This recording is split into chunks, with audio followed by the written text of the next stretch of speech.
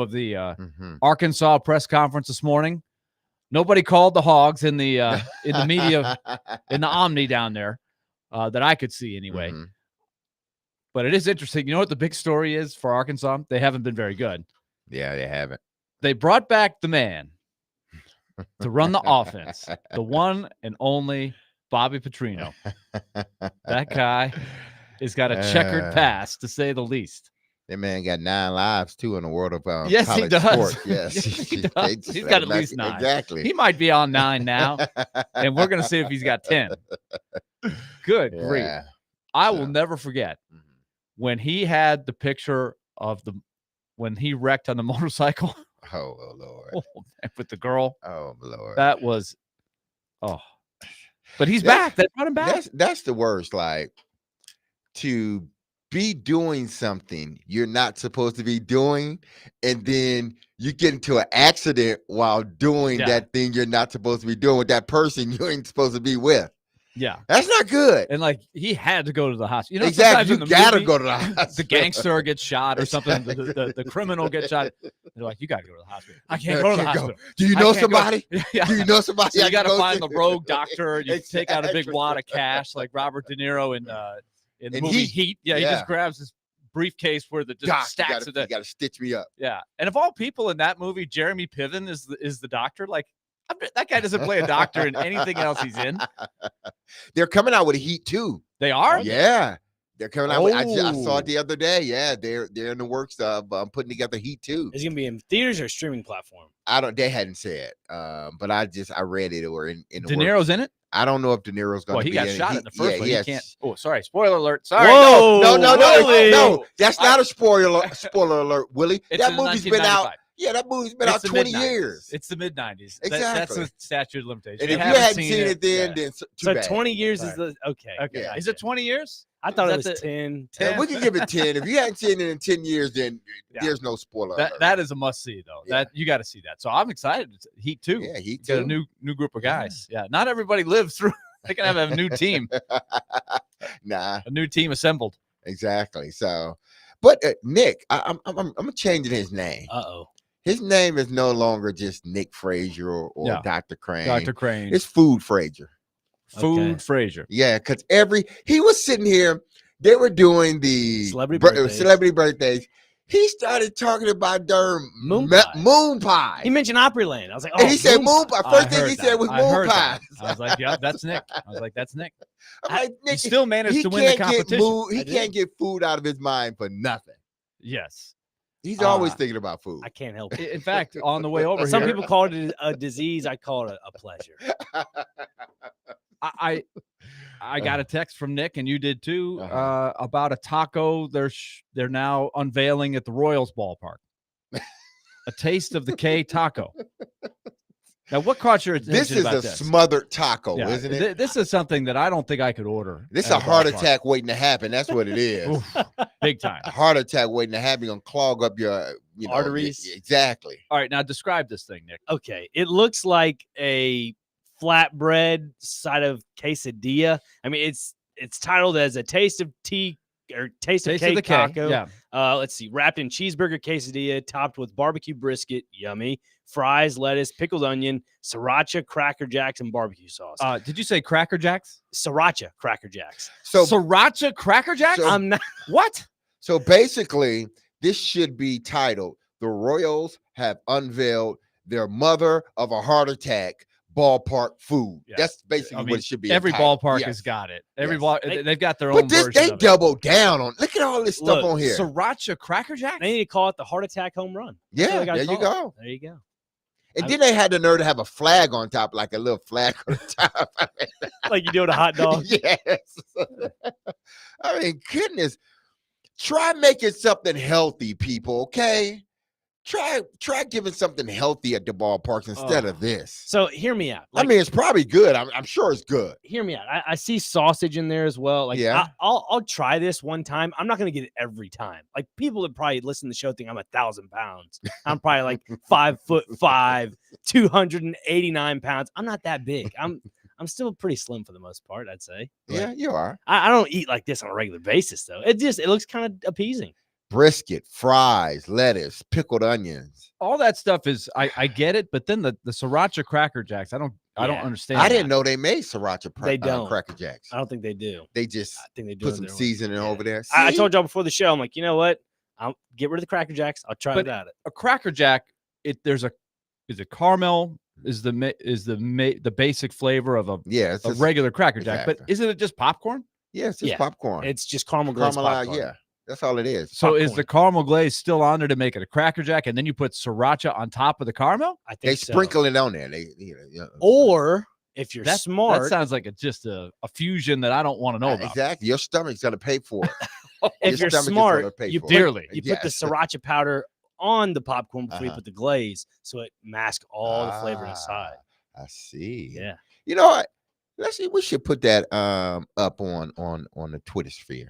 Okay. Or the X, whatever you want to call it. Yeah. Who will eat this? Line. Who would eat this? Who would go to a ballpark and eat this thing? That's what it is. The Taste of the K taco. And how do we even classify it as a taco? Because It's there's not a hot a dog taco. in there.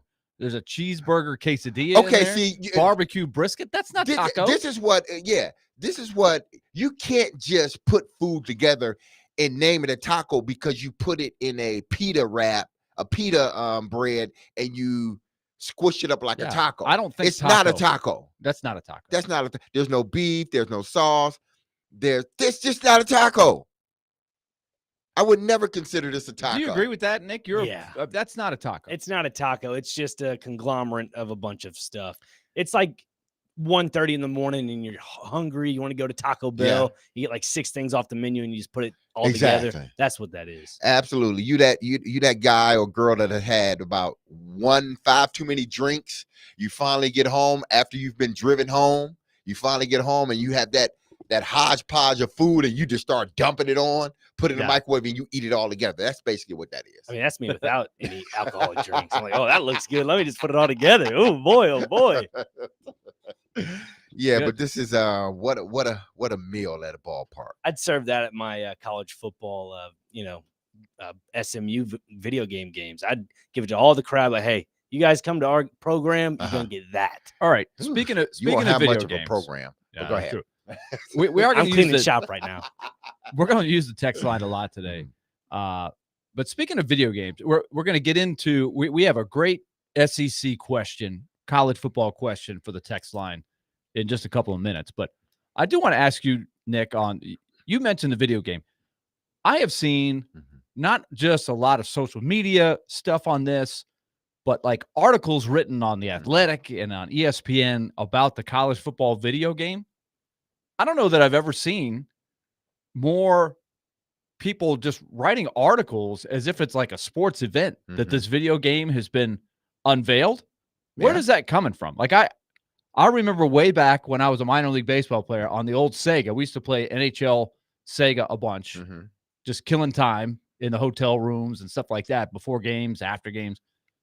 And they came out with Bill Walsh football, college football. And they couldn't use the names of the players, and we all know that is changed now. But why is this such a big event, this unveiling? It's like people were waiting and waiting for this to come out. They couldn't control themselves, and then boom. So you have this game now. I do, and I've had every single game since the end of the Bill Walsh era into the NCAA football 2000s all up to 2014. So they discontinued the college football video games back when the Ed O'Bannon case kind of happened in 2013 for the name, image, and likeness. And so with that being said, they ended up stopping the creation of the video game, not being able to pay players. And so this one video game, NCAA 14, with the cover of Denard Robinson, the quarterback at the time for Michigan.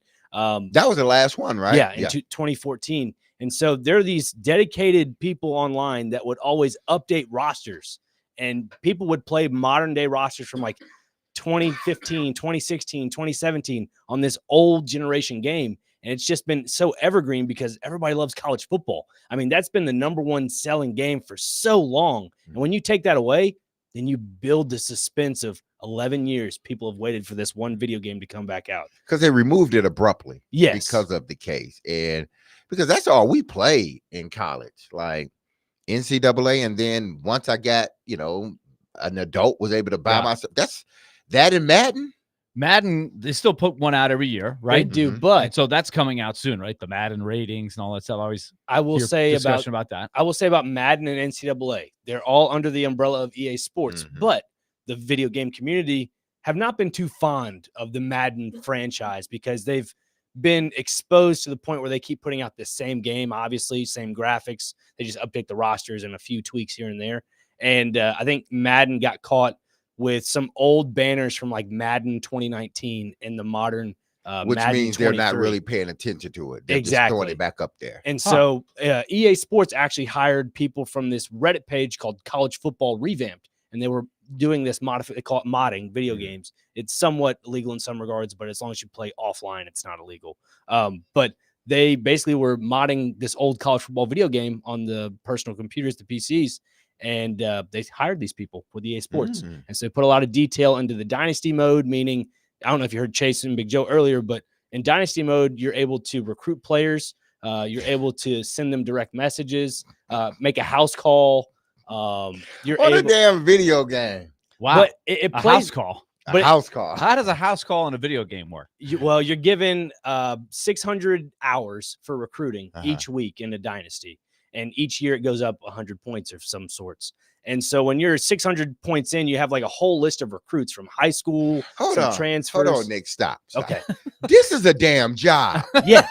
This is you are a college coach without truly being a college coach. Yes. You're a recruiter without truly being a recruiter.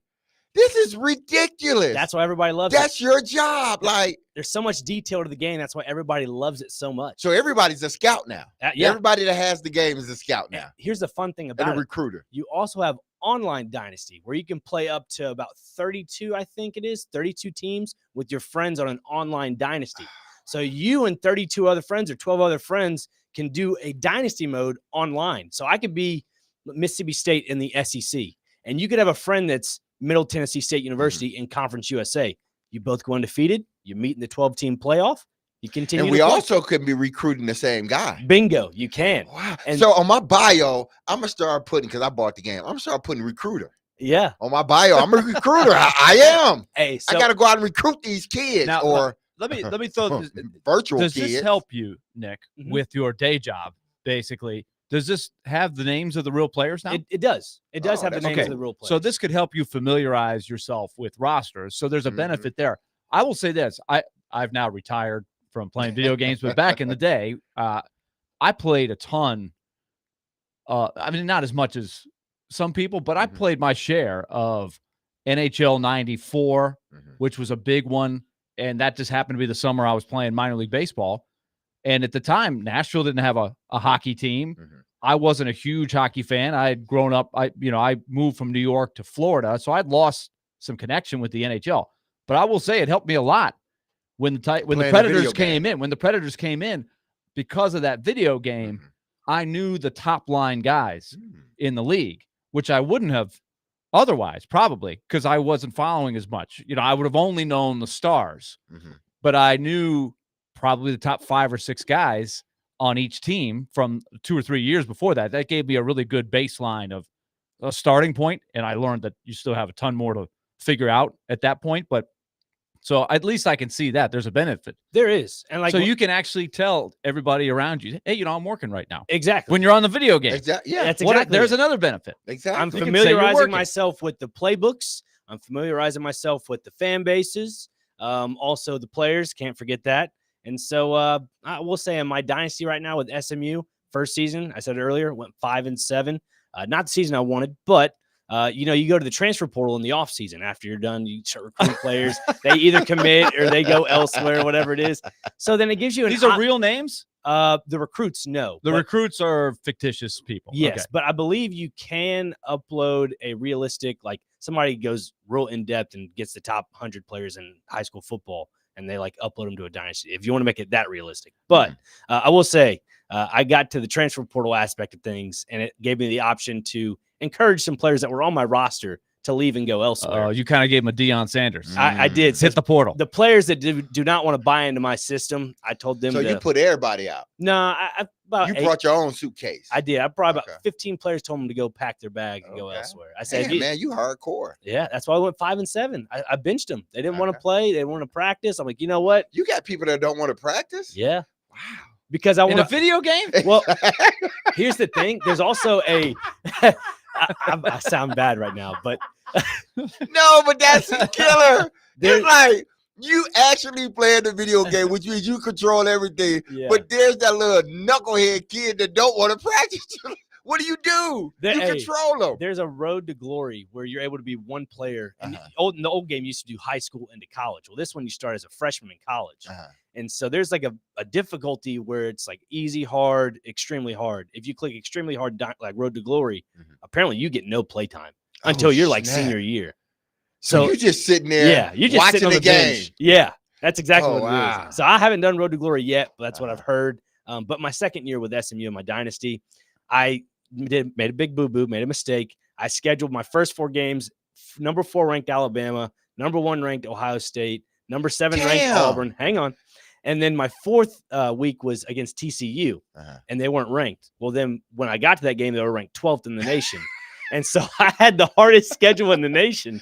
And I was like planning on getting all 4 of those games and playing them and winning them, and then basically persuading recruits to come to my program. But it backfired. I accidentally simmed through the first 4 weeks. Yeah, I went 2-2, upset the number 1 team in the nation, but unfortunate. We have a texter saying, in other words, Nick has no life outside video games. Wow. But no, we just established No. this is part of his work. Yeah, this is He part of his now work. knows these guys. I He also knows do these guys. woodworking. I like to Yeah, cook. I mean, Nick. Appreciate it. Hey, listen, Nick has a bunch of things in his pocket. You know. Let's just say I've waited 11 years to be a little kid again. Exactly. So, Okay. There you go. Brian texts in on our text line, driven by WilsonCountyHyundai.com. Jerry Glanville's pigskin football will always reign supreme. I never heard of that. I never heard of that one either. Yeah. I've never heard of it. I will say though, Was that just a Texas thing? I don't know. I don't know. But speaking of Texas, If and it's SMU, Jerry Or Glanville, Atlanta? That was just a Georgia thing. Excuse me. I'm very immersed into this game. I did buy a cowboy hat. Oh wow. I'm Deion Sanders 2.0. Wow. okay. All right. Okay. Yeah. Just playing the part. So be it. But that can sort of lead into let me see, what were you were in regards to the recruiting Yeah. and all that stuff, and how you schedule your teams at the beginning, because we talked about that yesterday with the college football. We're going to talk about it again somewhat today about now that the college football landscape has changed drastically because of the new 12-team format in the playoffs. Are teams going to schedule the hard? It's like the SEC. If I'm an SEC team, why am I scheduling these hard out-of-conference games when my in-conference game is basically the hard games? I'm playing top 5, top 10, top 15 teams just about every week. So why do I then need to go out and schedule a Clemson or Florida State or Michigan, Ohio State? Right. Where if I don't schedule any one of those, my schedule still should be a top 15 as far as strength of schedule record. I mean, yeah, That's true. I've got, so that leads us into, I think, the first question we want to hit this hour, because we're going to come back to that in a specific case too, just in the SEC for later in the show. But I want to ask one that you hit us with, DMase, when we were sort of brainstorming with the show. For years and years, the people who argued for a smaller playoff, either the 1 versus 2, or even with the top 4, you still preserved it for the most part. They would say, you don't want a playoff because it will dilute, it will take away from the regular season.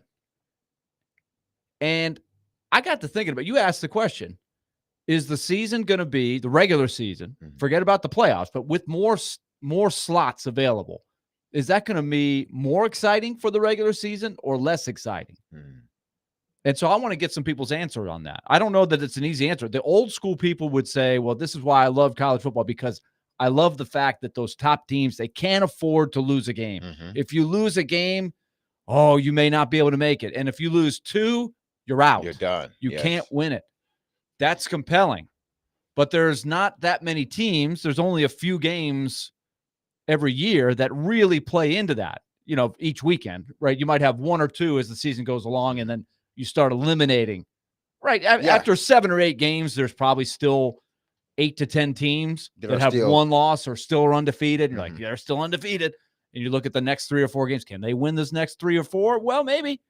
And then they lose one up, they're out. Like they're there was done. the year, it was probably 10 years ago that Mississippi and Mississippi State were on the Yes, I cover of remember Sports that, Illustrated when yes. Dak Prescott was the quarterback at Mississippi State. I have that actually, that edition. Cover of Sports Illustrated in the final years that Sports Illustrated being on the cover was still being circulated enough that it was a big thing.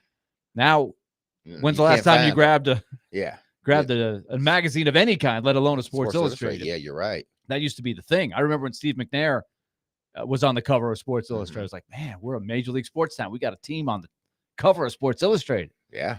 So that aside, though, within a couple weeks, both Ole Miss and Mississippi State had lost, and neither one of them ended up in the playoff. They fell off the cliff. Right. They didn't end up in the playoff. You're right. So so you lose that because those teams might still be playoff teams now. Mhm. So what's better in terms of entertainment for the regular fan for the regular season? Is it better this way, or is it worse? So let's throw it open to the text line. We'll give our opinion on the other side, how we would vote. How is this regular season going to compare with a bigger, expanded playoff field?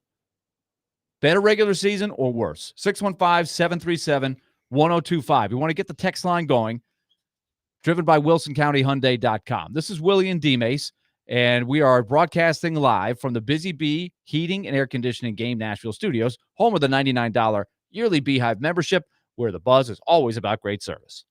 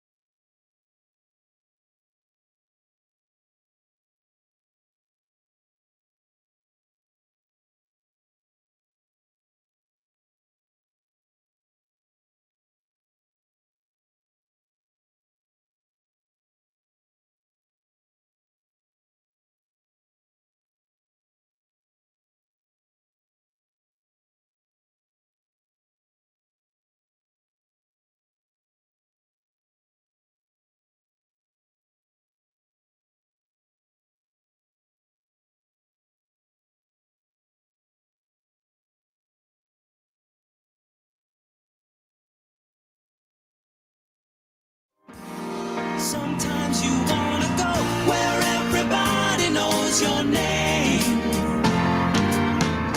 All right, we're asking the question. We want to get the text line going or call. Go old school like this show. Cheers. Love that. Willy and DMase here on 102.5 The Game. 615-737-1025.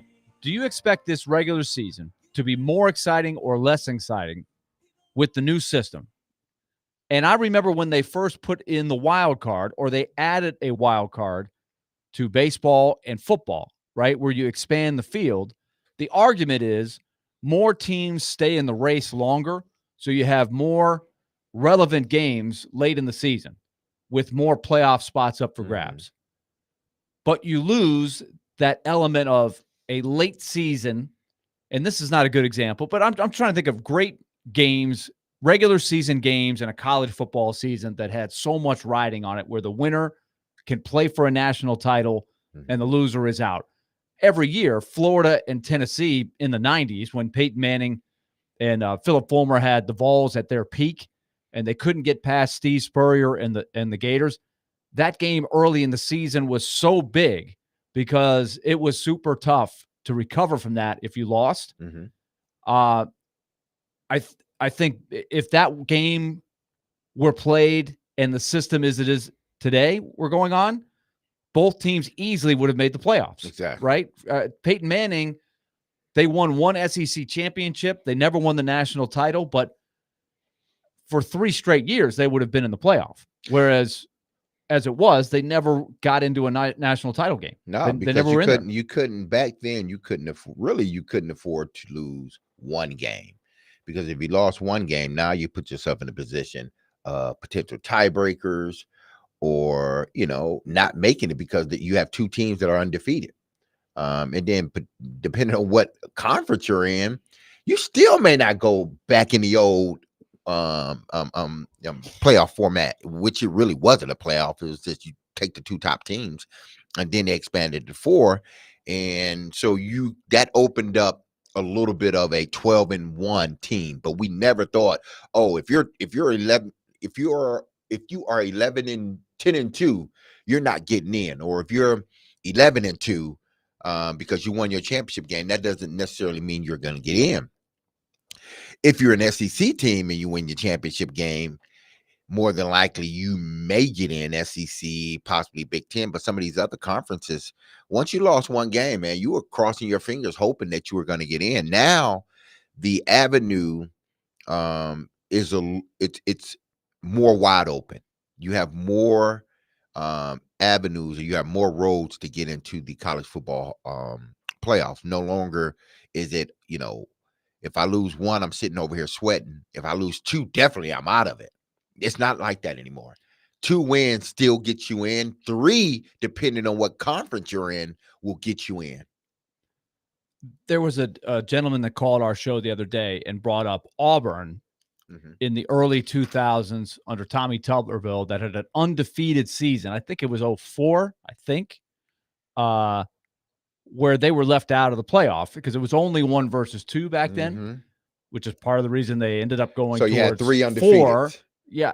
So you always get something, but you take away something at the same time. So I don't know. Maybe nobody cares about this. I'd love to hear some opinions on it. 615-737-1025. I do think it dilutes. I don't think it's going to be the same for from a national perspective, where I can remember a lot of games where it's like, we've got to watch this game. This is must watch, because the loser of this game, it's basically a playoff game in the regular season. That's what a lot of traditionalists used to say I love about college football, is that you get that. And it's not like that in the NFL. It's not like that in a lot of other sports like hockey, where the best teams aren't sweating the regular season. It's just a waiting game. It's just for seeding, all of that stuff. So you're going to take that away. Oklahoma versus Nebraska way back in the day, Miami, Florida State, a lot of teams that would be in that, where everything was on the line and the whole country was watching that. I think you're going to lose that some. Like an Alabama, Auburn, an Ohio State, Michigan. Ohio State, Michigan may be the best example of, in a lot of years going forward, I'm going to assume that Ohio State and Michigan are both going to make the playoffs, regardless of who wins the head-to-head game. And there have been, how many games can you remember off the top of your head where the loser of that game is out? Can't make it. Just about every year. Yeah. Well, top of my hat too, Willie, if I did have on one. But if you have a hat on, it's both. It's both, right? both hat and head. Yeah. It was the winner of that Michigan and Ohio State game typically decided who would go to the college football. Both of those teams were basically undefeated because they didn't play each other until the end of the year. So if both of those teams were undefeated, you knew exactly like, okay, who wins this game goes to the Big Ten championship and more than likely will get in the college football playoffs. Well, that's not the case anymore. I think that if you look at it, teams don't have to start sweating that key game on your schedule anymore. Yeah, you want to win it like any other game, but when you lose it, say for instance, the Alabama-Auburn game toward the end of the year, it means nothing now. Absolutely bragging rights, yes.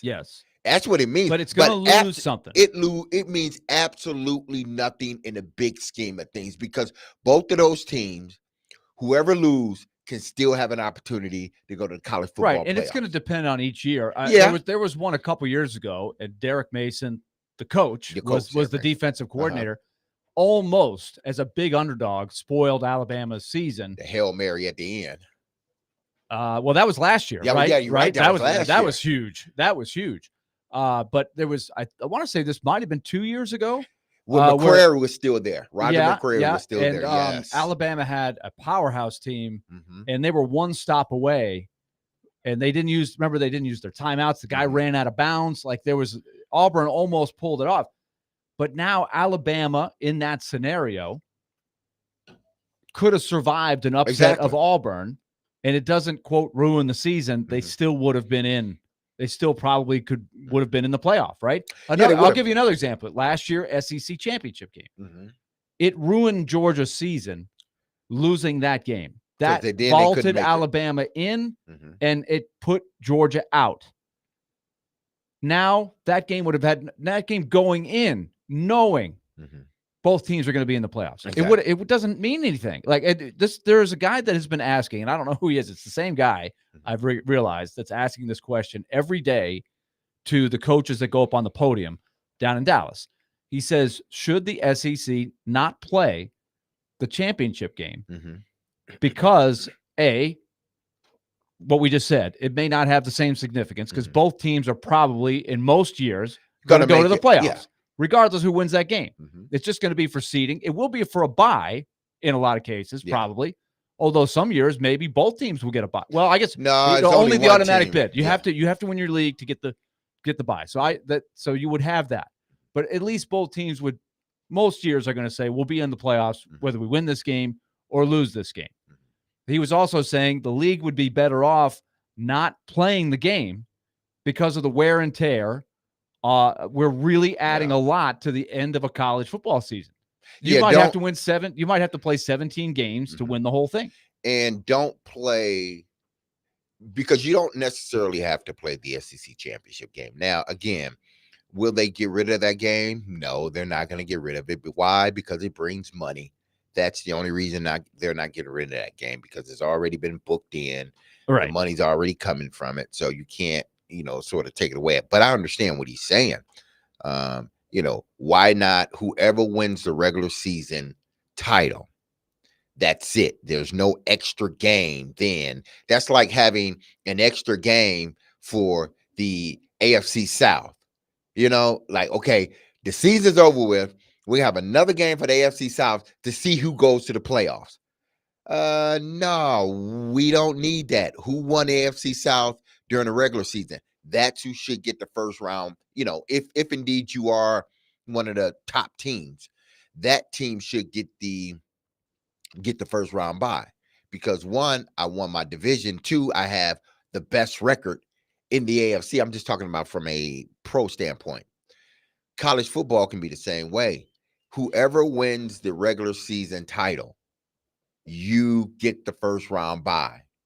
No matter what, we don't need to play that extra game, because that extra game could be detrimental to your attempt to win a national championship, because you could have an injury. And now listen, they've been doing it forever. I get it. But once you started adding in more games, once you added or expanded the college football playoff to 12, now you got to think about the war of attrition. You got to think about these young men, staying healthy. I know you give them 2 bye weeks, and then automatically it's really 3, because if you win your conference, you got 3 bye weeks. You don't have to play, but still, that's a lot of games you got to play. A lot of games. I am going to argue the old school, and I believe that the regular season will not be as exciting as it was in the past, because you're not going to have as many high-stakes games. You will have more teams in the mix, and you'll have a better it's like following the wild card race.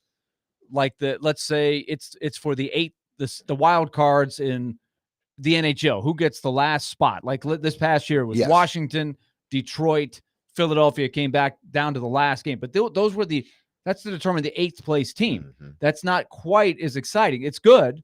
It was a lot of drama, but ultimately those weren't title contenders, right? But if your team, then it's exciting. It's very for you. exciting. Yeah. Yes. So you get that, but I like I think what set college football apart was the pressure of having to be nearly perfect every week.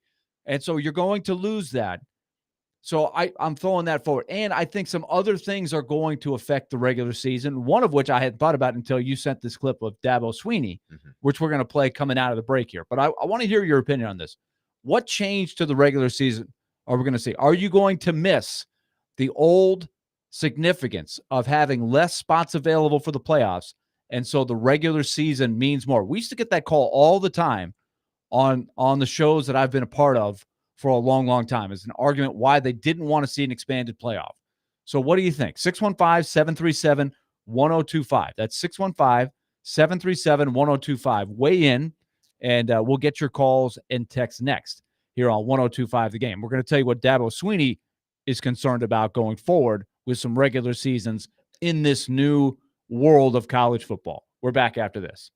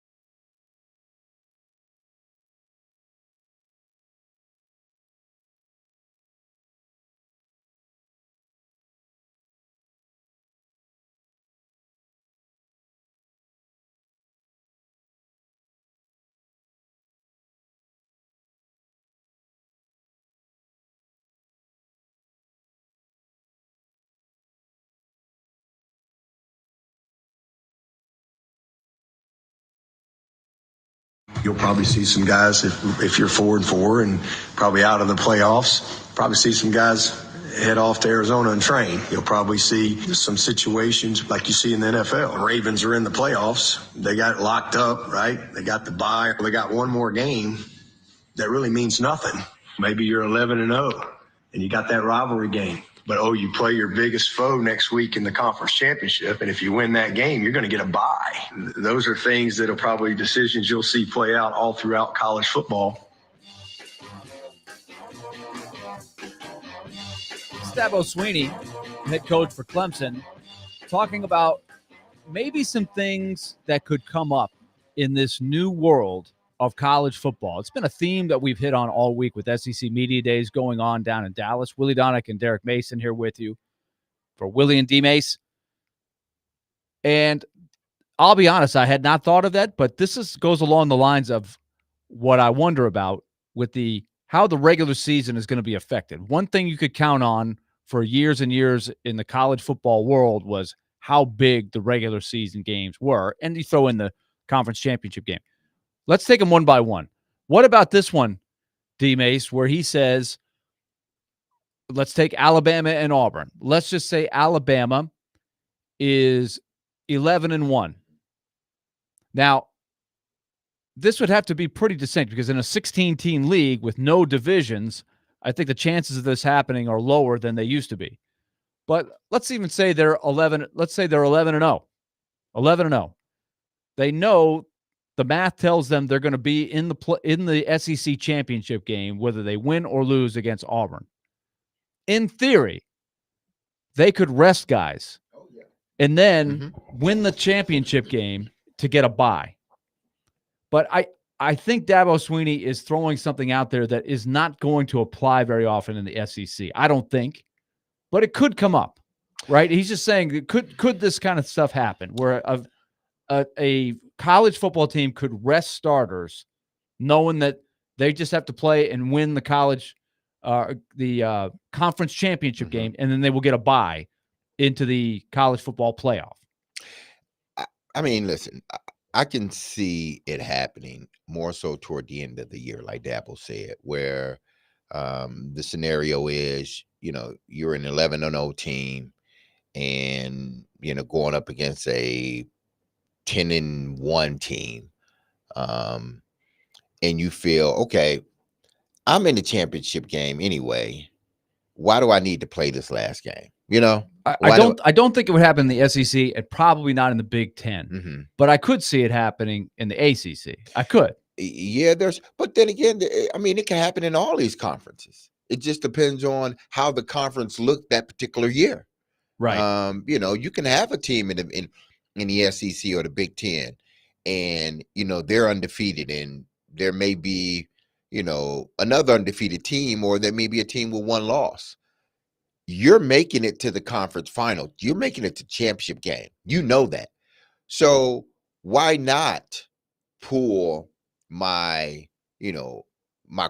quarterback, or not play my quarterback the whole game? Why not play my quarterback half the game and then throw my young guy in there? Or why not pull one of my guys that have been dealing with injuries all year, and he just needs an extra day of rest or an extra game of rest? Why not pull him? Because you're still in a championship game. That's the game you need to win if you want to bye. Right. You're already in the playoffs. If you want to bye, that's the game you need to win, not the second to the last game of the season. I think his scenario could come up. And if it did, it would be something we've never seen before in college football because of the expanded It's the playoffs. pros. That's all it is. We see pro teams doing it, not all the time, but they've done it more times than not, where they've had the conference sold up or they've had the division sold up. That last game, what happens? They're pulling everybody. They got the number one seed already. They're pulling everybody. Okay. So, let's talk about the other thing he brought up in there.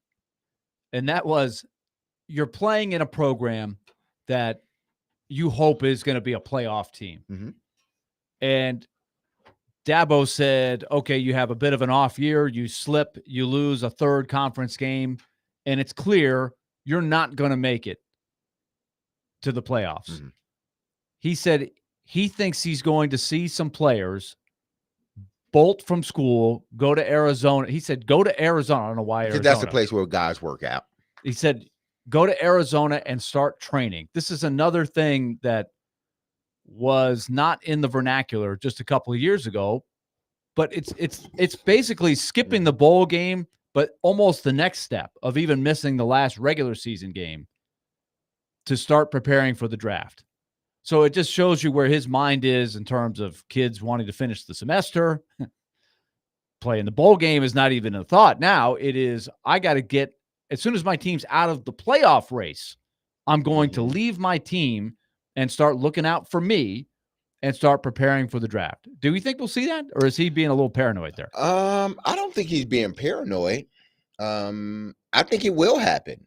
I mean, I think guys, if that scenario did come up, I think guys would choose to opt out, and go train. Now, after 8 games, I'm not sure. Maybe that last game of the season. Well, I think that's what he's saying. It's like, let's say you reach even the point before the bowl game. Before the bowl game. You know what? We're done because we're out of the playoff We're race. out of the playoff race. We're going to some bowl. I am just going to go and get a head start on my training. Yeah, I don't like that. I mean, I don't like where the people skip the bowl game. I still think there's a lot to be said of staying in there with your teammates and finishing the season. You start practice on the same date. You go through the whole season together, and you see where you're at. I think that's the way to go. But a lot of people think I am old man yells at clouds guy when I say that, because it is definitely not the trend now. But now Dabo Swinney is saying it could go to the next level, and that is guys leaving before the regular season is over. And come on, but this shows you the mentality in the NIL world and the let's look out for number one. How much money can I make? How much money have I made? And now I got to position myself for the draft.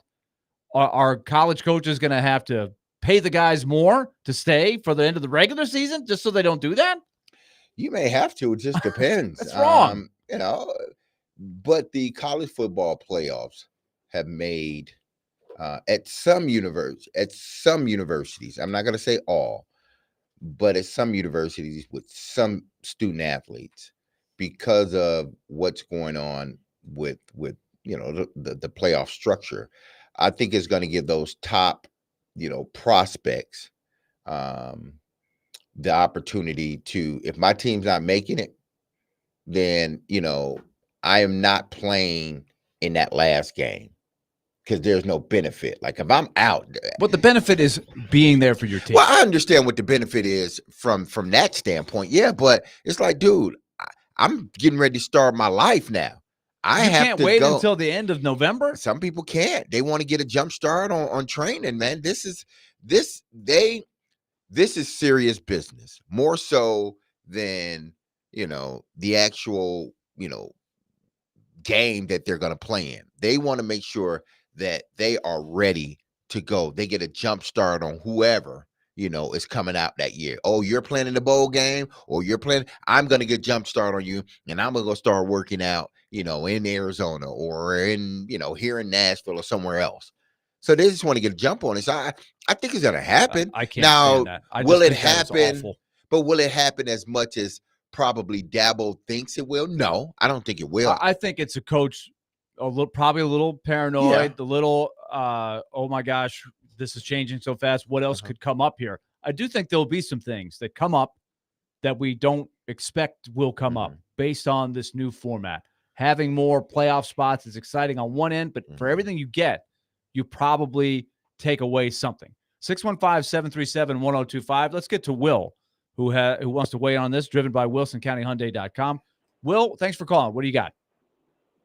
Hey, man, I don't mean to insult anybody or make anybody feel bad, but Willie, you're whistling past the graveyard, brother. The ship has sailed. The whole my team and this and that and the other, that's gone. Is that a good thing? No, it's horrible. College football, in my opinion, has been ruined.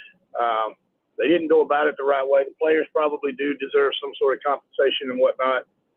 It's way past my pay grade to figure out how the right way is to do it. But what's going on right now, It's the mini NFL. That's all it is. And these guys, all they're looking for is a payday. They want to get on with their lives. And the whole team aspect, it's gone, man. I think Dabo's on point. He's in the weeds, man. He knows.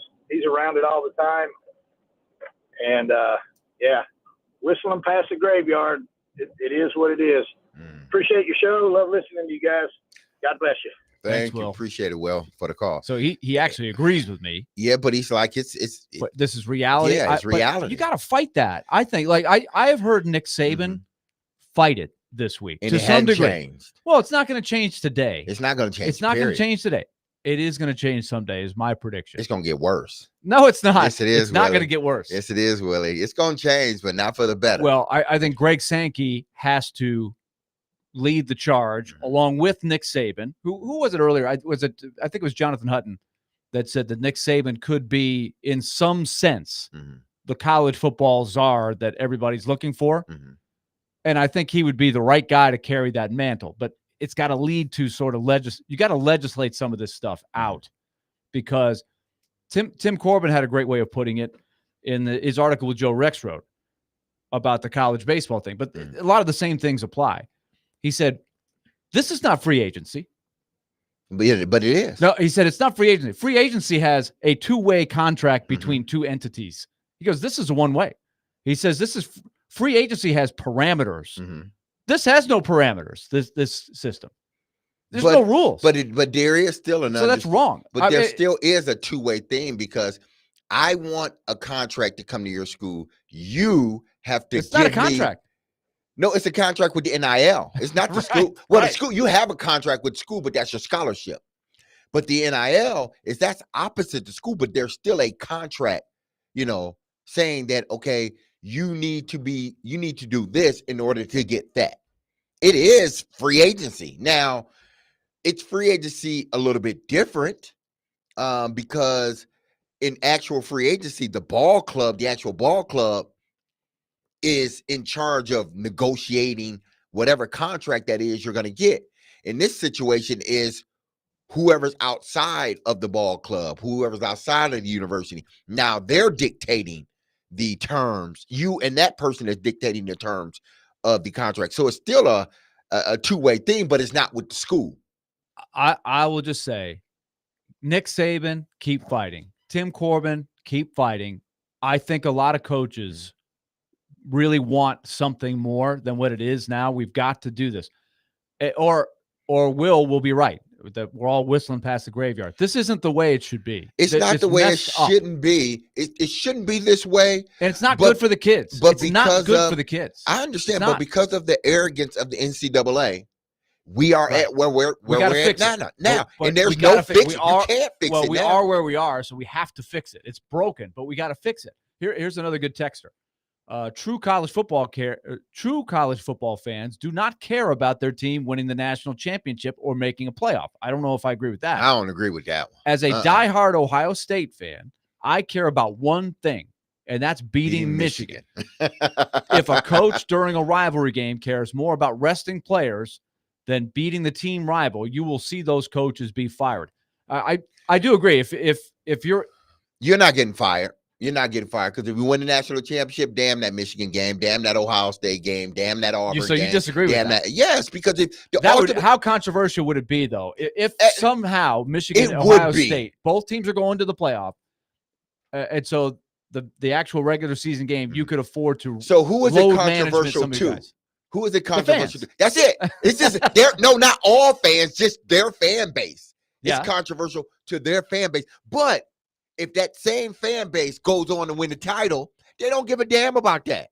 Yeah, you won the battle, but we won the war because we won the title. So we're able to hoist up the rivalry title all you want to whatever Ohio State and Michigan or Auburn and Alabama give when they win their respective games. They pass back and forth these trophies, Biggie Munn for Michigan and Michigan State. So whoever wins get the trophy. You can have it. I got the real trophy. I think that's what it's going. After a while, that's what it's going to boil. That's what it's going to come down to. I do think there are some fans that are way into the rivalries, and that means. But I don't think it It means They're more telling than you, making the playoffs. but listen, they're telling you that already. We're mixing up these conferences. They're taking away the rivalries anyway. So they're telling you rivalries really don't mean a damn right now. So let's finish with this thought. Mhm. The Dabo Sweeney part B of what he said is, let's say Michigan on a particular year, Michigan and Ohio State are going to miss the playoff, but they're still playing each other. This is the biggest game of the year for them because that's all they got. It's the rivalry game. But you've got a couple of players on each team that say, we're not making the playoffs. I'm not going to play in the last game. I'm going to train in Arizona. Like, how do you think that's going to go over with the fans if that happens? Because that's the Dabo Sweeney. He says that's the next step in this, is that if you don't make the playoffs, your season is a failure, and so why even bother in the last? But that's the same thing of a Some guy. people are going to think that. I hate that. If that ever happens, then I'd be way on this Buckeyes But that's side the same here. thing of a guy leaving early, not finishing up his senior year. He leaves his junior. You're not going to stay for that last year so we can, win the rivalry once again. Well, no, I'm going to the NFL. Damn that rivalry. I won enough of them. I won enough of them. I'm going to me, you complete the season. After the season, everything is okay. You can reset. And I hope people decide to stick it out, and there's more Carson Becks and teams and players that decide to, if they sit for a year or two or they don't play as much as they want to, they ride out the storm. There's a benefit to that. Let Carson Beck lose enough games to not make the playoffs and see what happens to him come that last game of the season. Right. You're gonna be like, peace. Well, see he's you gonna be he's a fifth-year guy. So Exactly. at this point, I guess, but they're like you're saying, there are quarterbacks that probably wait, and then they think they're gonna stay, and then things change. All right. Good topic for the first hour. We're going to switch gears, talk some pro football in the next hour. We got some NFL topics we're going to hit. We're going to pick DMase's brain on the new kickoff. A serious wildcard. Have you really stopped to think about what this is going to do to the game? We're going to talk about that in the next hour. We're going to talk about Dak Prescott, where he could be in a year. What could that mean? And what about Derrick Henry?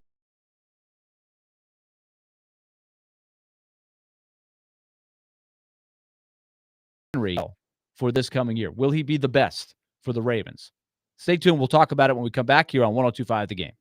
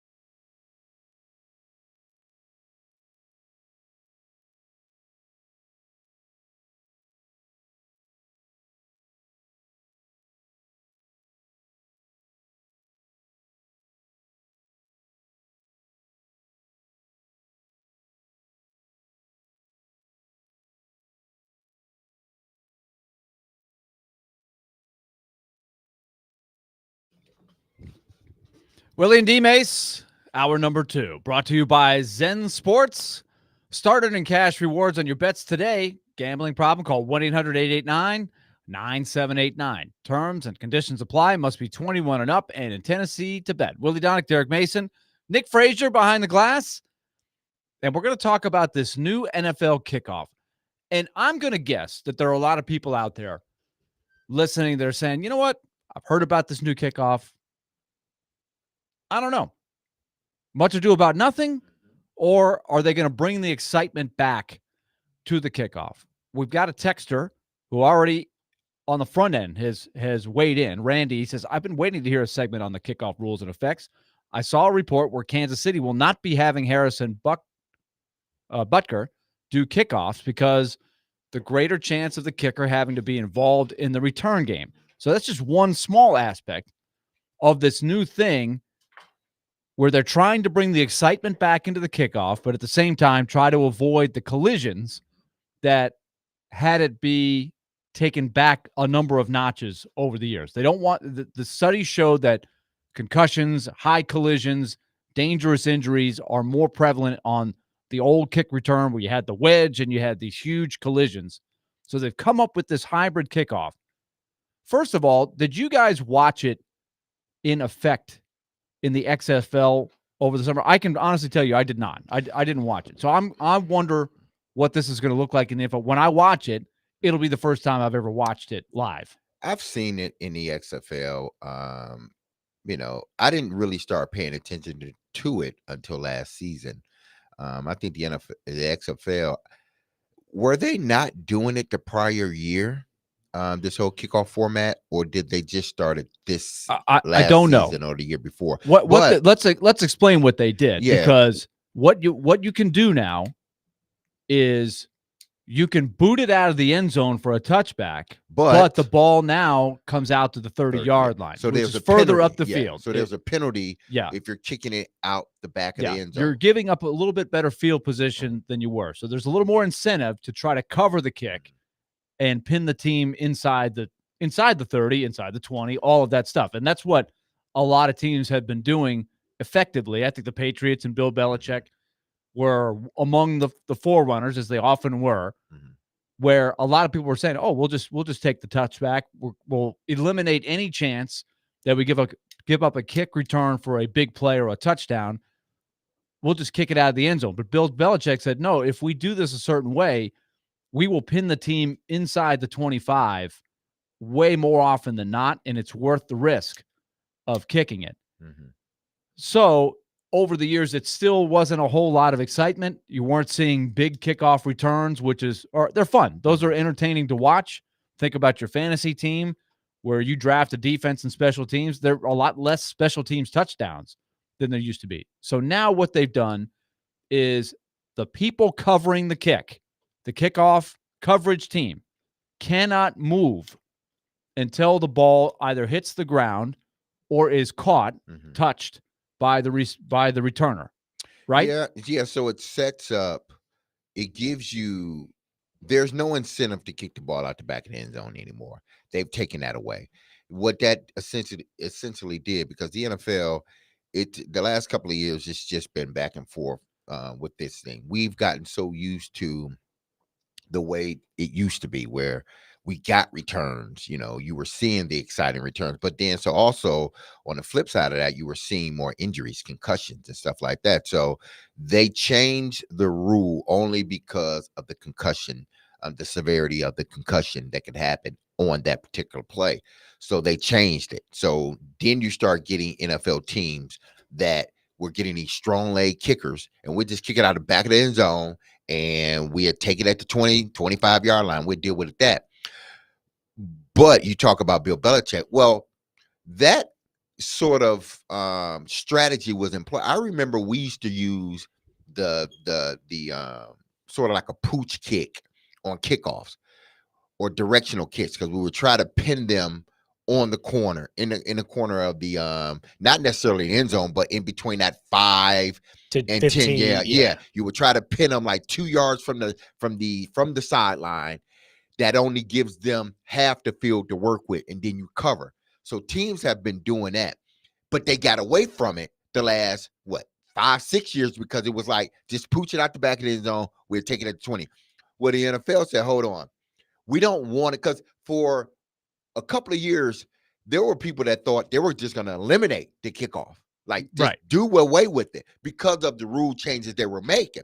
And they were right, because basically what you were doing is you were making it obsolete. Now what they're doing is they're bringing it back. They're bringing back that excitement for the kickoff return again. And what it does too, it gives guys opportunity to win jobs. Last year, year before that, I can't win a job being a returner because they're kicking them out the back of the end zone. Yeah. The only thing I need to do is somebody to be able to catch the ball. And I don't need to have an extra guy I got to pay to be able to catch the ball. I will have somebody doing it that's already on the roster. I don't need to bring in a specialist or somebody else. Now that specialist is needed once again. Can be a weapon. Which I love, because now you bring the kickoff back. You put each team, you put the receiving team and the kickoff team 5 yards, I think it's 5 or 10 yards from each other. I believe it's 10 yards. And the kicker is, I think, 15, 20 yards behind that. Once the ball is kicked, they cannot move until, like Willie said, either the ball hits the ground, which I think, reading an article, they talk with special teams coaches and rugby coaches. That may be the ploy that teams use. It's kicking a certain way. Yeah. Let it hit the ground, and now we can run, because now that gives you a little bit more time to get down the field, because the guy has to get the ball. Right. If you just can start running exactly. earlier. Yeah. If you kick up in the air, now he has the advantage, because now you're getting at him from a dead stop. Before, you had time to run, build up your momentum, and bust through. They don't do wedges anymore, but bust through whoever. Now it's a standstill. Now it's going to be imperative for you to play your lanes. And then they talked about certain strategies they can use within, kickoff. So this is brand new for everybody. So, okay, just for a point of reference to some of our newer listeners, you may be aware that DMase was a great wide receiver, but in his early years, and we're going to go back in the time machine, 1999, I was the best in the business. DMase 99 was to 2000, I was the best in the business. An enormous weapon as a returner in the old rules, where it was very valued, and you could change a game with a great kick returner. That was your contribution as a returner, was an enormous reason why your team was successful. In nowadays, I can't think of that guy. Like Devin Hester for a long time was that guy. Pac-Man Jones was that kind of guy. Joshua Cribbs. Right. Over the years, we can think about those guys, but in the last few years, I don't know that there's a guy. Because of the rules. Yeah, because of the rules. So they're trying to bring that back, and they're trying to have their cake and eat it too. Doing this, setting up rules to where there's not injury risk going in. So this is a little bit of the unknown. There's a great article today written in The Athletic by a guy who likes to analyze film and stuff like that. His name is Ted Ginn. Not the football player Ted Ginn. Yes, but he does a very good job of trying to break down X's and O's, and he does use theories like, hey, will they try to do things that they're doing in rugby? Like he's talked to special teams coaches who have been spending all summer drawing up things. What do we do? How do we try this? Nobody knows what's going to happen. So, number one, that kind of gives another reason to watch the preseason games. Because do you try it out in the preseason games? Well, you have to. What about the controlled scrimmages that the Titans will have one of them this year, right? You have to practice all this. You have to. Who do you put back there, right? Do you put Tyreek Hill back there? Is it worth having one of your frontline guys if you feel like that could be an extra couple touchdowns a season if you can get a guy out there? But based on the article, they're saying maybe you want to use more of a running back type of player, because a bigger, stronger guy, because no longer do we have, where they're running from, they have all this, momentum built up, and then your team has all this momentum built up going the opposite way. So it's a little bit easier. I can use a quick, fast, smaller person, a wide receiver, not to get in and out of. Now This is more so tailor-made for a running back, a bigger, beefier guy that can find that hole. Still got to be quick, but that can find it. That can run through tackles. Guys that are used to running through arm tackles. So I think you're going to start to see more running backs or bigger wide receivers returning kicks, at least to start, until they figure it all out. Another thing that people are saying is, and you hinted at it before, and the texter did as well, that maybe it changes your thought on who takes the kickoff, because your kicker might be more involved in having to make a tackle. And number two, does that kicker have the ability to kick off? Like, you want that guy who's going to nail the field goal. That's still going to be the most important job of any kicker, is do you make the field goals, right? Yes. You got to make your 85%, 90%. You got to make the big ones. You're not expected to miss. But that kicker may or may not be good. I heard the MMQB, Albert Breer, said he was polling some special teams coaches, and they estimate there's only probably 8 or 10 kickers that are really good at the type of kickoff that might be effective. Like you said, mixing it up, a squib kick that gets your returners or your coverage guys going quicker, or being able to place it in the right place to go. Like, what if you have a good field goal kicker, but he's not good at the kickoffs? That could be another roster spot you need to use. Yeah, and here, because this article is it's really a good article. So if you want to know even more about sort of what they're thinking or what the questions are in regards to the new kickoff form, go to The Athletic and read the article by Ted again, because it's a good article. Because he also states this in regards to, Willie, the kicker being more prominent in the actual return. He said, this is partially why the Kansas City Chiefs are experimenting with former rugby star Louise Zammit and safety Justin Reed as kickers. So they're not even they're not even using their place kickers anymore, because these guys got to be a part of actually tackling someone. They're using safeties, or in this case, Kansas City, a rugby star that's used to carrying the ball as well as tackling somebody. So this is going to be key. Adding another roster spot, because you don't want to. I don't want Justin Tucker tackling nobody. This is my automatic weapon from 60 yards on in. So I don't want him getting hurt trying to tackle somebody. So let me get somebody else because these kicks don't have to be perfect. They don't have to be out the back of the end zone. Put it, because you are penalized when it goes out of the back of the end zone. Yes. What they want you to do is put it into play. As long as you can put it into play, that's all we want. Another thing that gets theorized in this study that I'm taking from this Athletic article, and the MMQB did a piece on it recently, is you probably are going to put 2 guys back to receive the kick. Yes. So you only have 1. Right. But you probably need to have 2. So that's another personnel change that you have to make. You need 2 returners back there. And they also talk about all the trick plays that you might want to do. There's some rugby style moves, reverses, and things like that are effective tactics in rugby, because it's the same concept, moving, the speeds, the blocking, and also standstill passes, like laterals across the field. Could that be something Music City Miracle that will be effective? They showed some clips that look a little bit like the Music City Miracle. How creative are people going to be? So I guess I asked the question. We can talk about this in theory all summer, but when it actually comes out to play, do we think this is going to be a big deal, a game changer? Or do you think a lot of teams will just scrap this whole thing and say, you know what, just have the kicker, boot it out of the end zone. We'll deal with it. Give them the ball at the 30. Our defense will get it done. That's not how defense. That's not how coaches think. They want to figure things out. Coaches want to figure it out. They don't want to just say, okay, let's just forget it. We can't figure it out. Let's just do it this way, though. No, they want to get an advantage, and they want to get that advantage quick.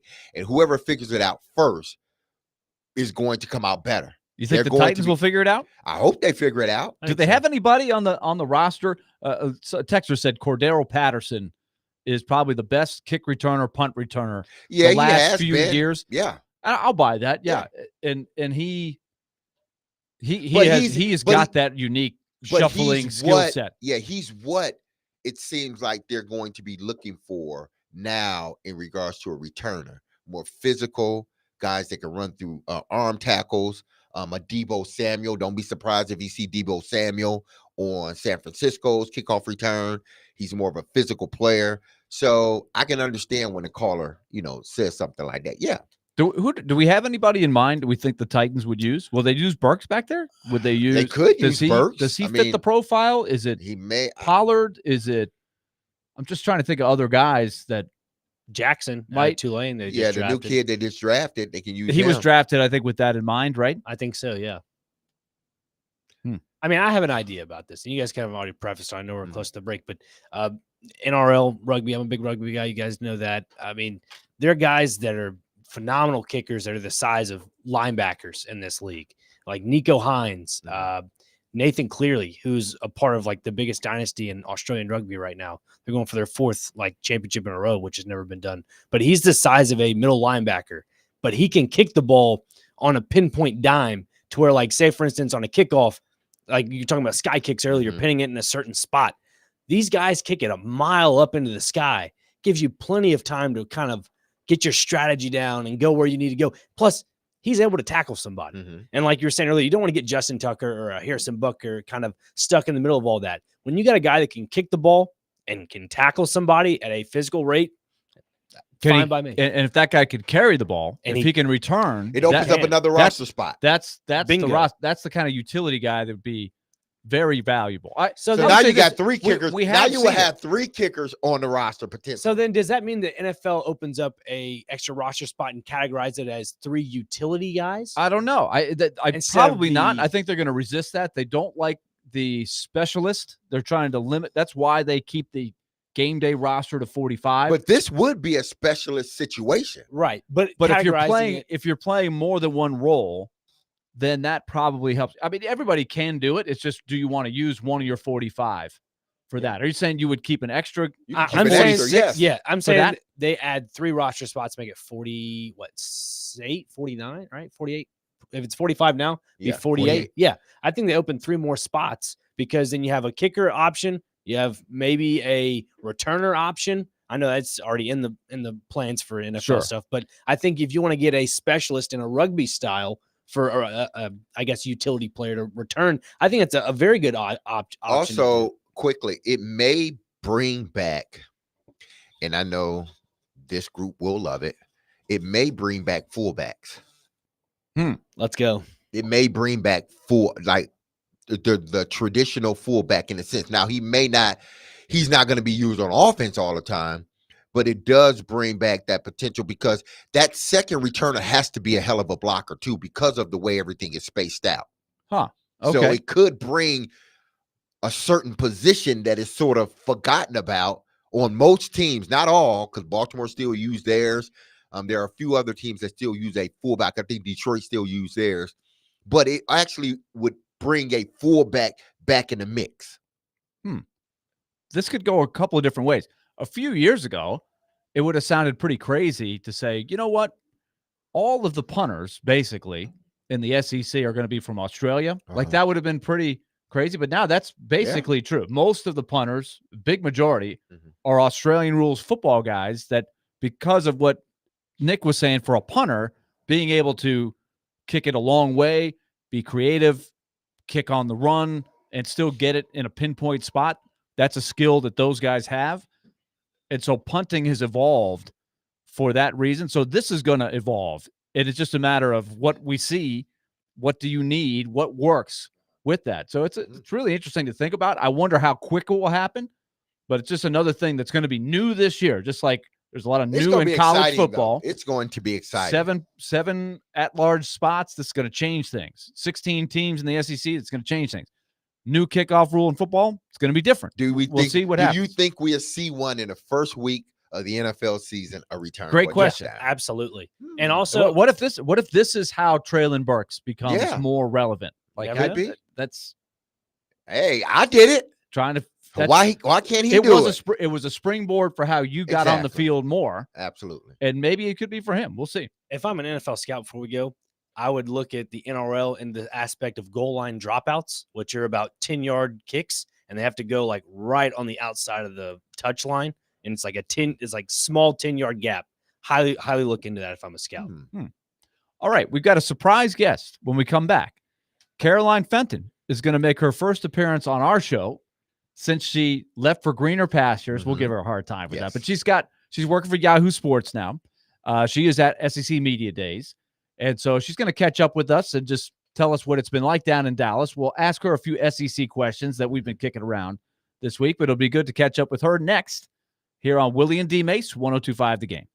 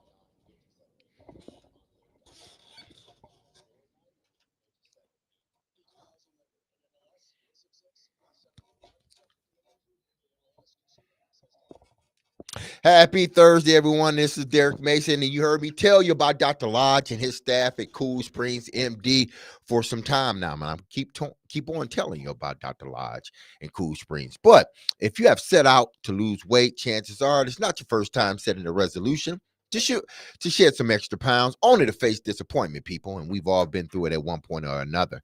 But at Cool Springs MD, Dr. Lodge and his team understands the frustration of this cycle, and that is why they offer a different approach to weight loss. Got to come at it from a different angle. People can't always come in, the same way you did the last time. So their comprehensive weight loss program is led by Dr. Lodge and addresses the root cause of weight gain with tailored nutrition, exercise, blood test, supplements, and more. They will customize a program specific to you, okay? So connect with Dr. Lodge at CoolSpringsMD.com today to schedule your appointment for a personalized weight loss plan just for you. That's Cool Springs MD, where your weight loss journey becomes a success story.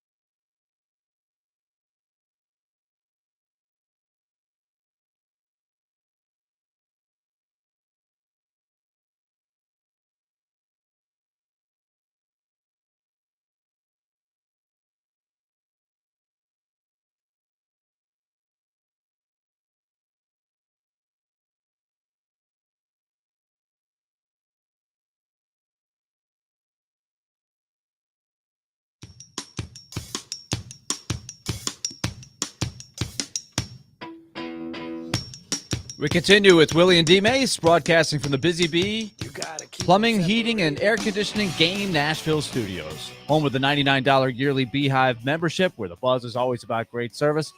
Willy Donick, Derek Mason, here with you. Nick Frazier behind the glass. SEC Media Days continuing, but it's time to reconnect with our family member, former host of our show. Long lost family member. Yes. We feel like enough time has gone by. It's time to bring Caroline Fenton back into the mix. No, it's only been a couple. It only been a couple of weeks, but it does feel like 10 months, 11 months. Absence makes the heart grow fonder. Exactly. But it is so great to hear your voices. So glad to be on with you guys. Yes, you miss us. You know you do. I know, of course I do. Of course I miss you all. Well, Caroline, first of all, how are things going down there? If you tell people how your first few days have gone with Yahoo Sports, and tell people what you're doing now. Yeah, so it's been a good first couple of weeks, and it's nice to kind of start a new sports role in the month of July. Whenever July, I guess, normally isn't as crazy as it is this year, but being able to just kind of get acclimated. It's been a good first few weeks. I'm doing daily podcasts with Yahoo Sports, and then ramping up for college football season. Outstanding. So you've gotten the vibe at different venues for SEC Media Days. Mm-hmm. It does seem very different with it being in Dallas, but give me your thought being down there. It does feel very different. And that's a conversation that I've had with a lot of people here. And I asked, it feels different, but why does it feel different? Every ballroom hotel is the same. It doesn't even really feel that different. Having Texas and Oklahoma here at SEC Media Days, because we've known that this is going to be a thing for the last 3 years. We've been talking about it and preparing ourselves for the last 3 years. I think the biggest difference is, having it in Nashville, having it in Atlanta, having it in Birmingham. That's right in the heart of SEC country. Obviously, we know it's such a melting pot of SEC fans in Nashville. You had the fan presence. You had so much representation from across different radio stations and TV stations across the SEC. Dallas isn't necessarily SEC country. Yes, you welcome Oklahoma and Texas into the mix, but it doesn't have as much of a fan presence. And I think that's the biggest difference. We're just a little bit, geographically far removed, but it's been a great event so far. A lot of cowboy hats, a lot of cowboy boots. Everyone's playing into the Texas of it all. But it's not as, but listen, Caroline, you see cowboy boots and Cowboys hat here in Nashville. So I guess you was kind of used to it in a sense. Yeah, not as many pink cowgirl hats with rhinestones exactly. here in Dallas.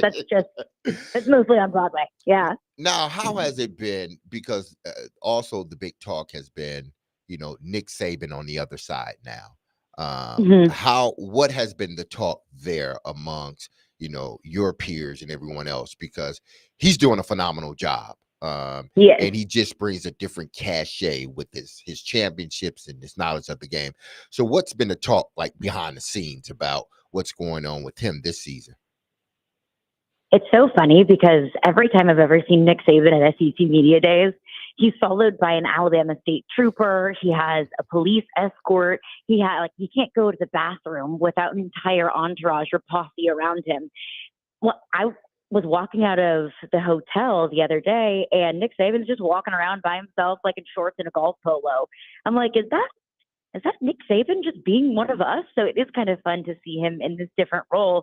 But you mentioned the cachet and the knowledge and the championships. He's the greatest coach to ever coach the game of college football. So what he says matters. So when Nick Saban gets up to the podium or gets up to the desk and says, I don't think that Texas is going to come in here and run the SEC, that matters. That makes headlines. That's, reaction on social media.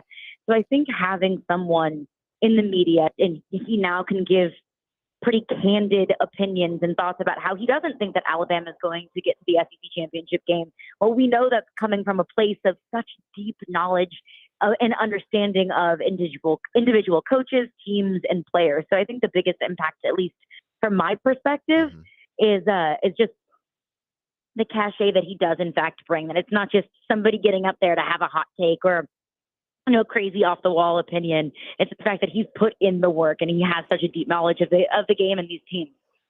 We're talking with Carolyn Benton. Has I'm anybody messing called with you Carolyn down there? Nobody has called me Carolyn, but if SEC Media Days were in Toronto, then maybe I would get Yes, Carolyn I think that's a a good little bet. bit more. Exactly. We're talking with Caroline Benton. Yahoo Sports.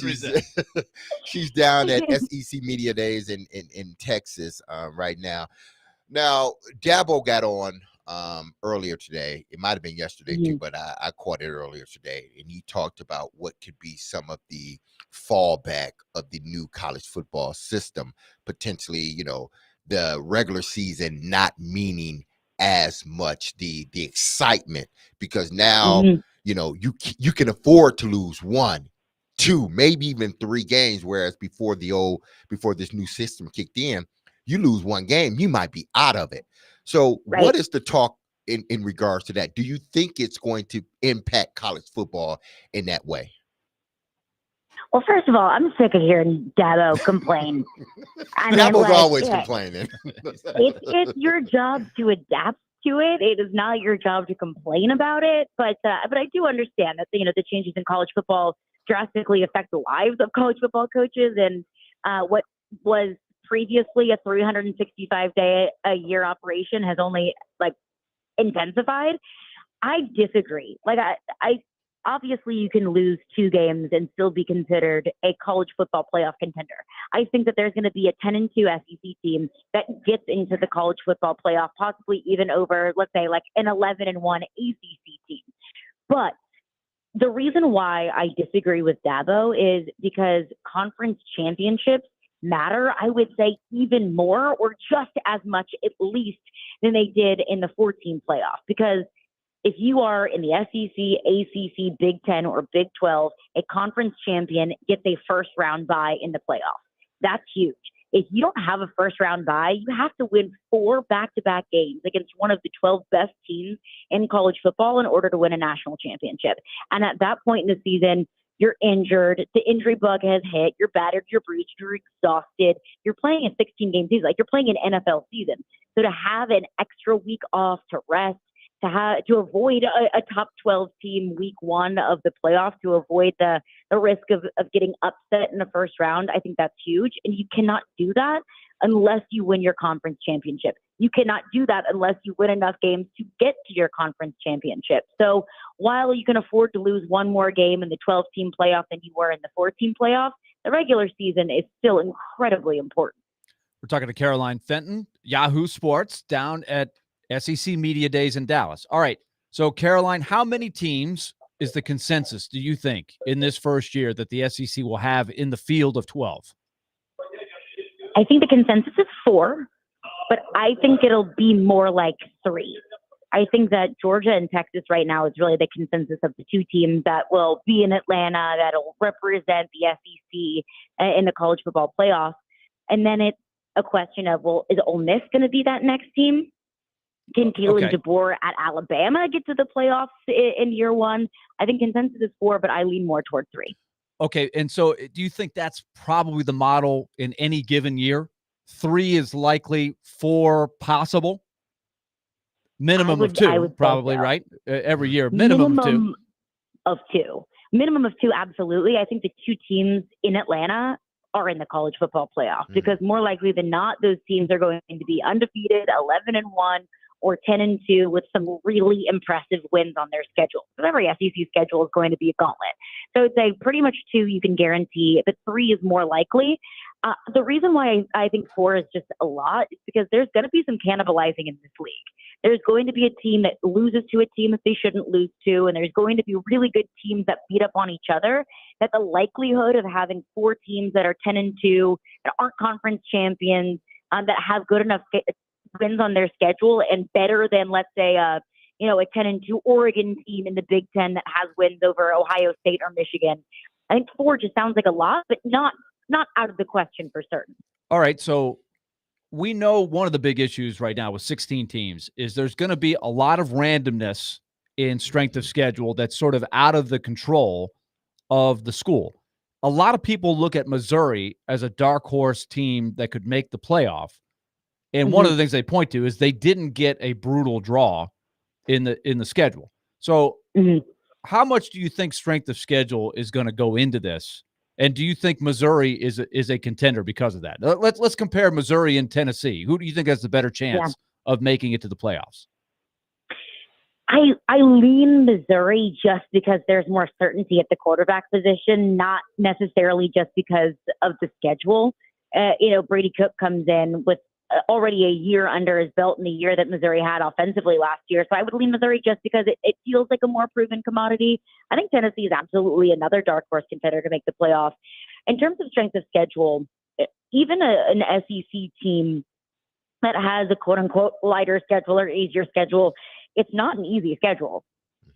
You're going to be playing at least Texas or Oklahoma. You're probably getting Alabama or Georgia. The likelihood of you going on the road at Florida and one of the most intimidating places to play in all of college football. Like, even a quote unquote easy schedule in the SEC is still an incredibly difficult schedule overall. So I don't think that strength of schedule would affect an SEC team getting in or not. But again, that comes into question if you're comparing two teams that are both 10-2, that both have good wins on the schedule, that might have some quality losses, to use a college football playoff vocabulary word. That'll come into question. But I look at the rest of college football, and if you're comparing the gauntlet of an SEC schedule versus the gauntlet of like Florida State schedule in the ACC, truly, I don't think that it can compare unless you throw in some really good and juicy non-conference matchups. Like Texas A&M opens the season against Notre Dame. Georgia's playing Clemson this year. LSU opens the year with USC. That, I think, you might start to see a little bit more, just to add a little bit of strength of schedule. Well, then you got Texas playing Michigan the second week of the season, so that's going to be a good game in Ann Arbor. We'll talk with Caroline Fitton, Yahoo Sports. Now, I'm not going to ask you who do you feel is going to win the SEC, because I'm sure you will give your picks on your show closer to the season. But what I will ask you is, give me 3 teams that you feel that has the possibility of winning, and one dark horse. Georgia is who I think is going to win the SEC. Little peek behind the curtain there. And that's kind of the consensus here, is that Georgia is the deepest roster in college football.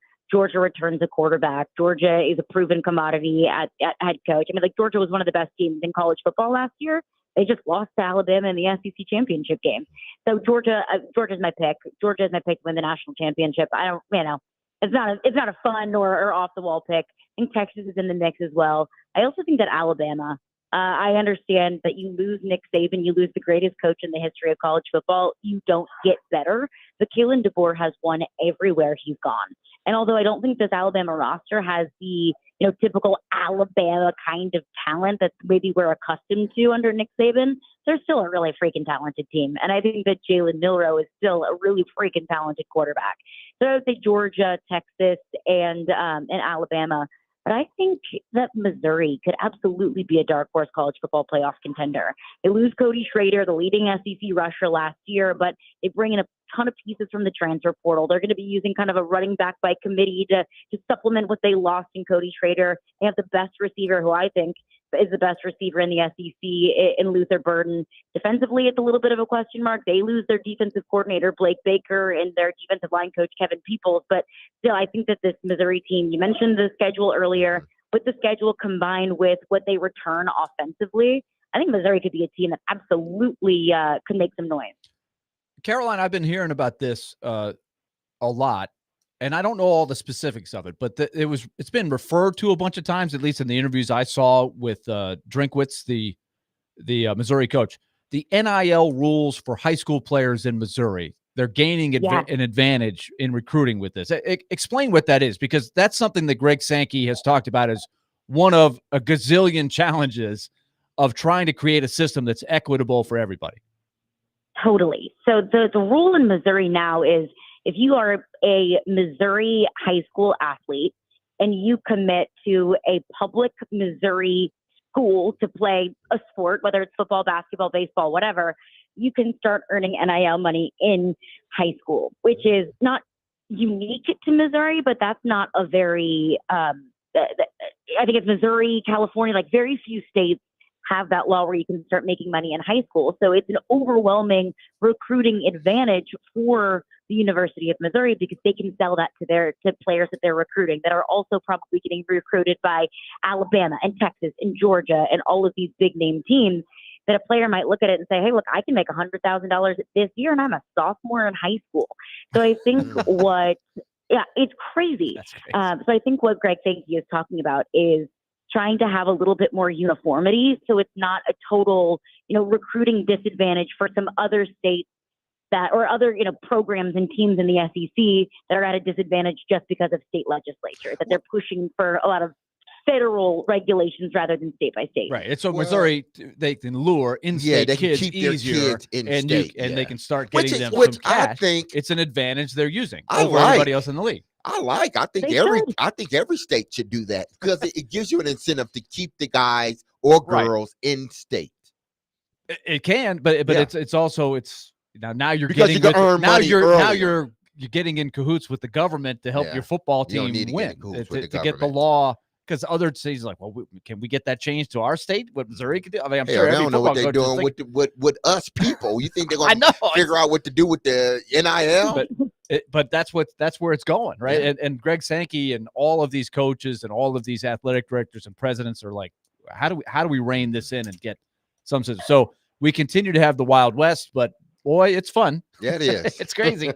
So Caroline, thanks for joining us. Fun. Thank you. We'll catch up again soon.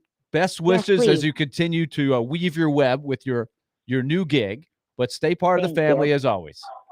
Love you guys. Miss you guys. Thank you so much. It was so great to hear your voices. Yep. Right. And Mets Cardinals for a wild card down the stretch. It's coming. We'll have to check it on that. Caroline and Willy Bowl. Yeah, that's right. Big games coming up. All right, Caroline, we'll talk to you soon. I appreciate it. Yep. Great stuff. Caroline Fenton from down at SEC Media Days, now with Yahoo Sports, longtime host of our show. We'll keep checking in with her as time goes by here. When we come back, I want to ask you about this, the Missouri thing, because people are like, Missouri, playoff contender, Missouri. This rule is helping Missouri, and Drinkwitz, their coach, talked about this on the podium. It's a little thing, but is it little? People may not even realize what they have at their disposal. But we'll talk about it on the other side. Stay tuned. We're coming back with more. Willy and DMase, our call and text line driven by WilsonCountyHyundai.com as we continue to be brought to you by Zen Sports. Start earning cash rewards on your bets today. Gambling problem? Call 1-800-889-9789. Terms and conditions apply. Must be 21 and older and in Tennessee to bet.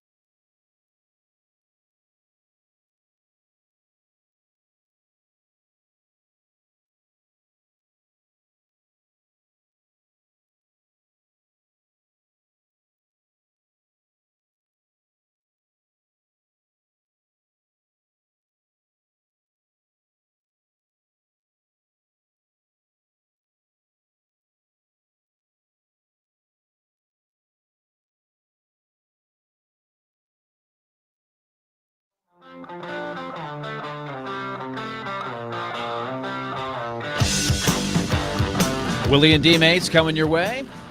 Continuing to talk some SEC Media Days. We'll keep volleying back and forth between SEC Media Days and NFL pre-camp topics. We've got some more up our sleeve for the next hour. Our thanks to Caroline Fenton. And Caroline did a good job of laying out one of the sneaky things that Missouri has going for them. You think about the 16-team SEC. When it comes to brand, especially when you're adding Texas and Oklahoma to the mix, and you start saying, all right, name off the big football powerhouses in the SEC. Texas, Oklahoma, Alabama, Tennessee, Georgia, all of these. You're going to get way down on the list before you mention Missouri. Yeah. But Missouri has done really well. I think much better than people expected when they entered the league. I think when Missouri and Texas A&M entered the league, you would probably have a lot of people say, well, Missouri's not going to be any kind of threat in football. It's going to be Texas A&M that does way better. But really, it's been Missouri that's had more significant seasons, I think. They've had some down seasons, but they've been pretty good. And, of course, they were very good last year. They held their own in the SEC. But what they have done for the most part to sort of keep up with the Joneses, knowing that Missouri high school football probably is never going to be as highly populated with big-time SEC players as a Texas, as a Florida, as a Georgia, et cetera. Probably not even as Tennessee. It's not as populated. But what they have done is they have, as Caroline referenced, in August of 2023, Missouri passed a first-of-its-kind law allowing high school players to earn NIL benefits once they've signed with the school. They're not at the school. They're still in high school, but they signed with the school. So the law applies only to Missouri residents who commit to a state school. So essentially, commit or have to go, like they actually I think go. You have to sign. I think you have to sign. I don't think you can. You just commit, like because there's one thing to commit. I can commit all day, right? But I don't mean I have to go. I can decommit. So do you have to get that money back once you decommit? All right, that's worth. See if you can find that distinction, because there is a distinction of signing, because you can't sign until you're a senior. Exactly. You can commit. I think they're trying to make it so you can't commit until you're a junior at least. But there's times where you commit as a ninth grader. Yeah, you could. If coaches follow you long enough. But either way, what it does, it starts allowing the Missouri collectives to funnel money to a high school player. You can get money in that player's pocket earlier. You can make money from the NIL in Tennessee, but the Tennessee collective can't start paying a guy when he's a junior or a senior in high school. These Missouri guys are getting it. They're talking about a guy that's getting ready to go to his prom, and he's got some money to spend because he's getting thousands of dollars as NIL before he ever sets foot on the campus. So it's an advantage for Missouri. Eli Drinkwitz, their head coach of the year last year in the league, he says, look, it's a chance to create a competitive advantage, and why wouldn't you try to exploit it? And you were reading off their recruiting rankings. It's pretty good. Yeah, well, here's the thing with Missouri and the SEC.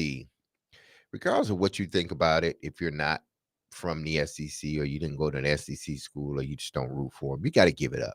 This is when you're talking about, notoriety and everything else, prominence. The SEC is top dog. I'm a Big Ten guy, and I'm gonna ride with the Big Ten forever, with the exception of Michigan. But it's got to be honest. The SEC reigns supreme. Missouri has the 21st ranked for 2024, which means the incoming freshmen now. They have the 21st ranked class. 21st. That's good amongst all these schools in college football. Power 5. That's good. Or, college football. That's good. 21st. Guess where they are in the SEC? Guess where they rank in the SEC? A lot higher than you think. No. They rank 12th. In the SEC? They rank 12th in the SEC ranking. But where is it nationally? 21st. Okay. You would think if we're 21st, I can think of maybe 5 teams ahead of me in the SEC. But 11 teams? ahead of. So what you're saying is half of the recruiting, top recruits are going to SEC schools. Right. And the money that is available. So you have that's to where have an everybody's advantage. Yeah, funneling. that's So- where you have so- to have an advantage as a Missouri. Right. Uni- That's how you University of keep Missouri. up with the Exactly. heavyweights. Absolutely. So it is, I believe, if I got this right, you have to sign your letter of intent to start getting paid. But it is Mhm. a get paid early strategy that only exists in Missouri and pretty much Is it nowhere else. California? California. Missouri, where did Caroline say? California, 3 states? and it might have been another state in there. Yeah. So this is something that I think a lot of other people in SEC circles are going within their state and saying, maybe we need to talk to our state government and see if we can get something tweaked here Yeah, and if your state government is taking out the time to do that. to pass Yeah. that, then something's wrong with your state, Missouri. There's a kid, Yeah. his name is Julian Sayin. He was a short-term signee with Alabama and then went to Ohio State. It says his NIL value at a high school is $939,000. Wow. As for what he signed with, I don't know what short-term signee means when it comes to NIL purposes, but Willie might be on something. If you sign with somebody, Mhm. you take some money from them, then go to somewhere else maybe. Then sign over there for more money. I mean, that's Do you have to give that money back? Well, Probably I so. think that's probably what is going to become a thing is when you sign whatever agreement you sign with these collectives, and maybe the collectives someday go away, right? There's all this new legislature that keeps coming in every month that goes by, and maybe someday soon the collectives go away and it's straight up, here's the school, they're paying you as employees. We think that could happen someday. Some people are fighting that. I think Greg Sankey is still on the record saying he doesn't want the players to be employees. I think there's a lot of coaches that say, there's a lot of good sides if you're an employee. There's But then the things you can whole collective labor bargain, union and labor all, union. It's yeah, complicated. They don't want to have to deal with It's that. complicated, but it might be better to go through that than the Wild West.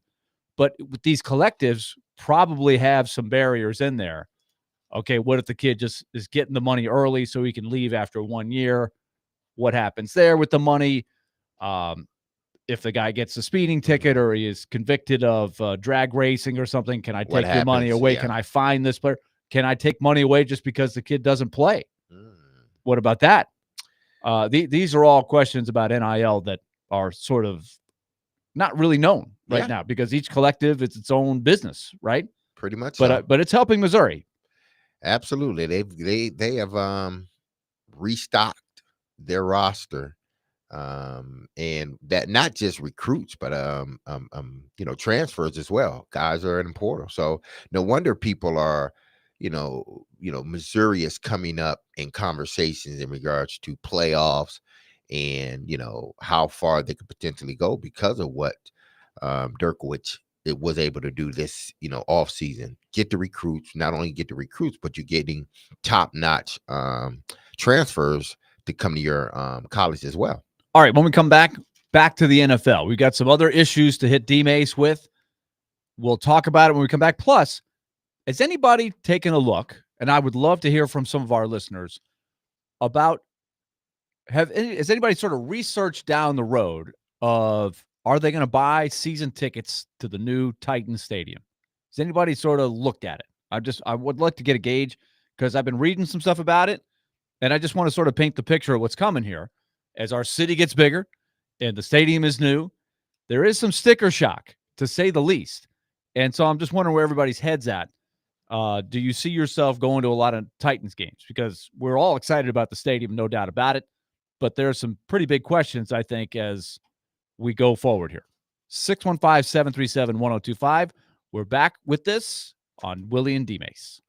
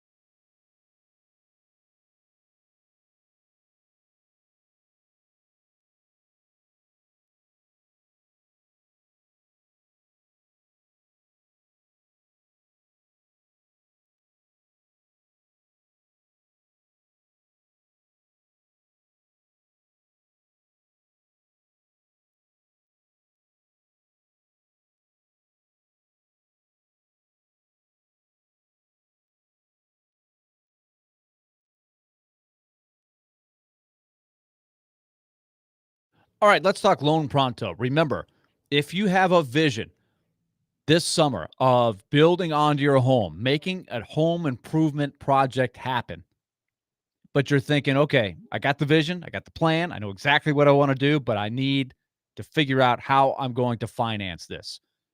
Loan Pronto and the Express Equity line of credit can make it happen, and you can have that cash in a matter of days, and you'll be in better financial position to reinvest in your home. If you're a home owner, your home value, if you're listening in our listening area, you know it's up.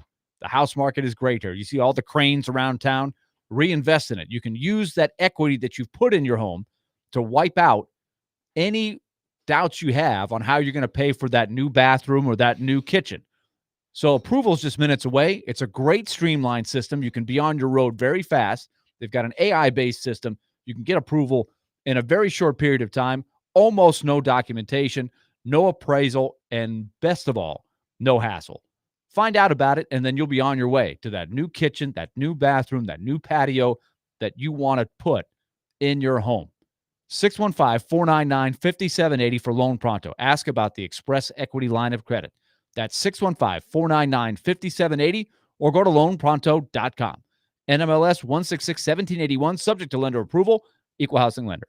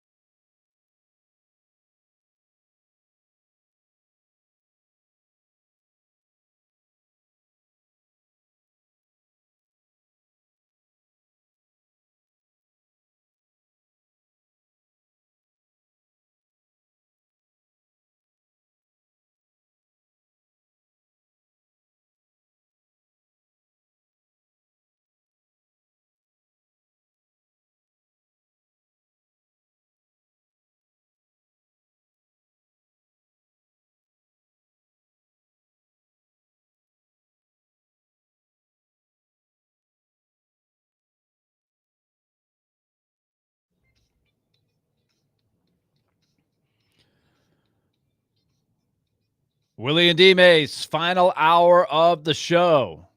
We are looking forward to our conversation. I got two things that I want to hit you guys with, and then I want to put this out there to Titans fans who have started to look at the process of what it would take to get a new season ticket package in the new Titan Stadium. They're starting to they've unveiled the price structure. And it's early, you're still not even really seeing the building and structure come out of the ground yet. I drive by it every day. There's huge piles of dirt. Yeah. And they're still in that foundational part, but pretty soon we're going to start seeing this thing come up out of the ground, and it's going to be more of reality. But it may seem like it's a long way away. It's 2027, I think, that they're going to actually play in the stadium. So there's a lot of things at play here, but I want to sort of say in the next segment, I want to hear some opinions on people that have looked at it, because I'm just going to say I've looked at it just out of curiosity. And I'm asking myself, we've grown as a city. Yes. And this is going to be a major upgrade in facility, but are people going to pay what they're asking, especially with the old PSL back in the it's still in there. I just want to throw that out there. And if you want to weigh in on our text line, you can text in now and we'll read it when we get to this at 615-737-1025. Just want to get a gauge on what people think. If you've actually gone through and made a phone call and asked or looked at a website and asked yourself, am I in on this? Or maybe you're a current PSL holder and you're like, well, I've been going to the games for a long time. I would like to go to the new stadium. I'm excited. I'm a big Titans fan. Have you looked at it? 615-737-1025. But before we get to that, I want to ask you guys about two questions that I've come up with here. And I got them from just reading around and things like that. Let's start with Derrick Henry. Okay. Earlier this week, we got a chance to talk to Steven Stamkos, who left a place he had played his entire career. He's coming to Nashville. He's a signature player for the Tampa Bay Lightning. He's coming to Nashville. So we got to all the excitement of, we get the new guy here. We get the superstars coming over. I don't know what it's like in Baltimore for Derrick Henry to come in as a Raven. I don't know if there's as much hoopla as it's going to be for Stamkos. It was not a headline signing. He was not like the most coveted free agent. Remember when free agency happened? It took a day. Like, remember we had Ozzie Newsome on our show through your relationship with him. And he couldn't even talk about it. We knew he was going to sign, but he hadn't inked the deal yet. And I think I saw in the article I sent you guys that he was like the 8th running back that signed, not the highest paid. You know, there was the Josh Jacobs and some of these other guys that were signing before him. So I don't know what it's like in Baltimore. Here comes the king. I don't know if he's as special a name. He probably should be, but at this stage of his career, I wonder.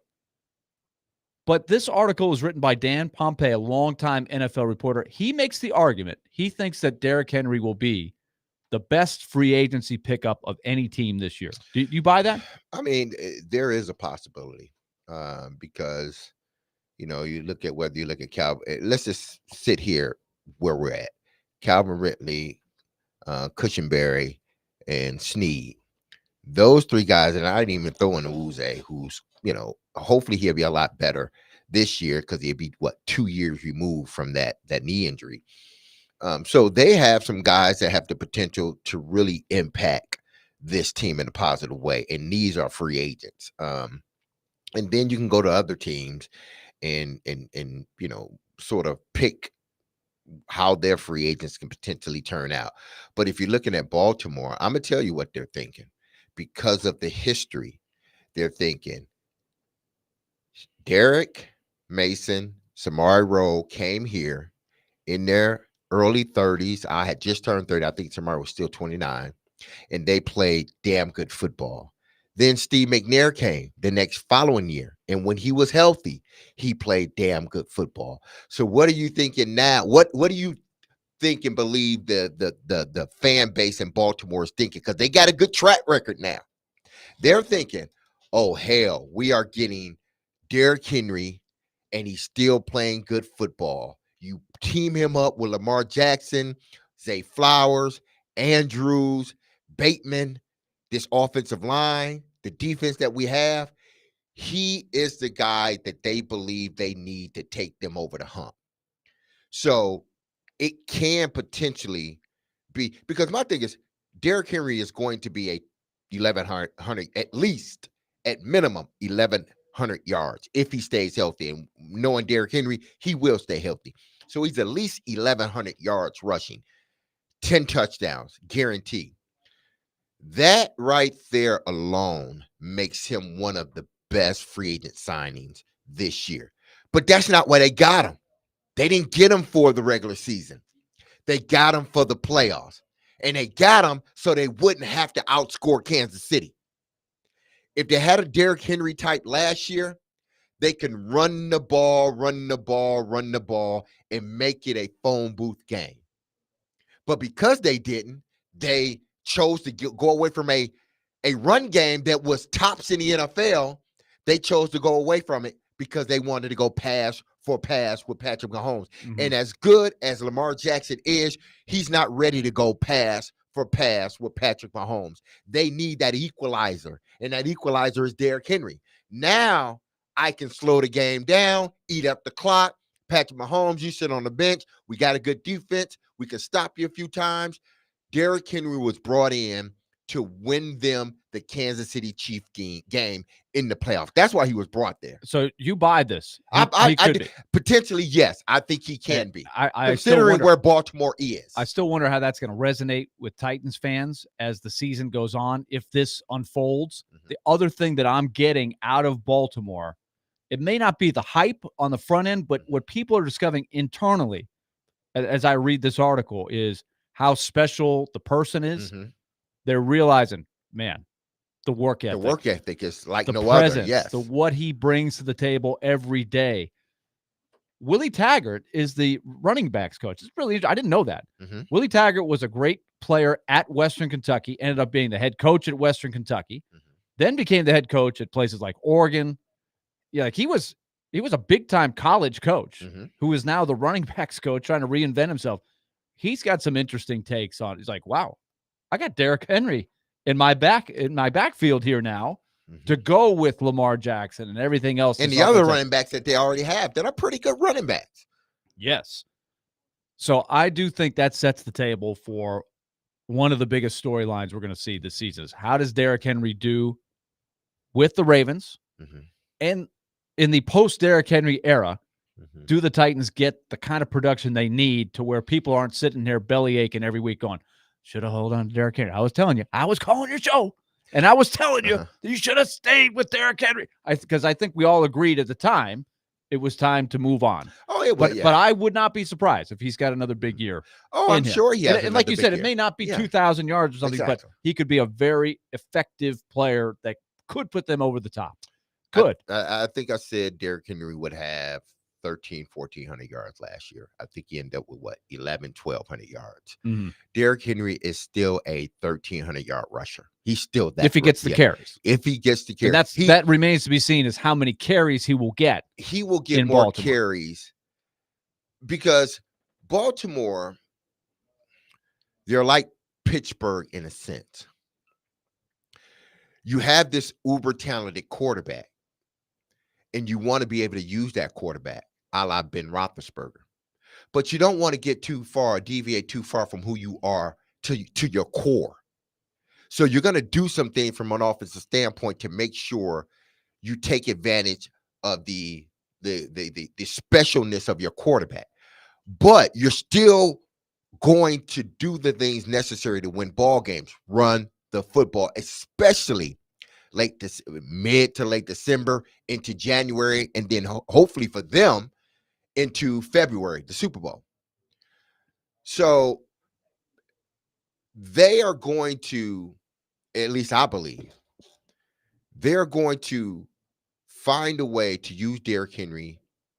He's going to get his touches. I do believe he's going to get his touches, but they're going to look different. And each week they're going to look different.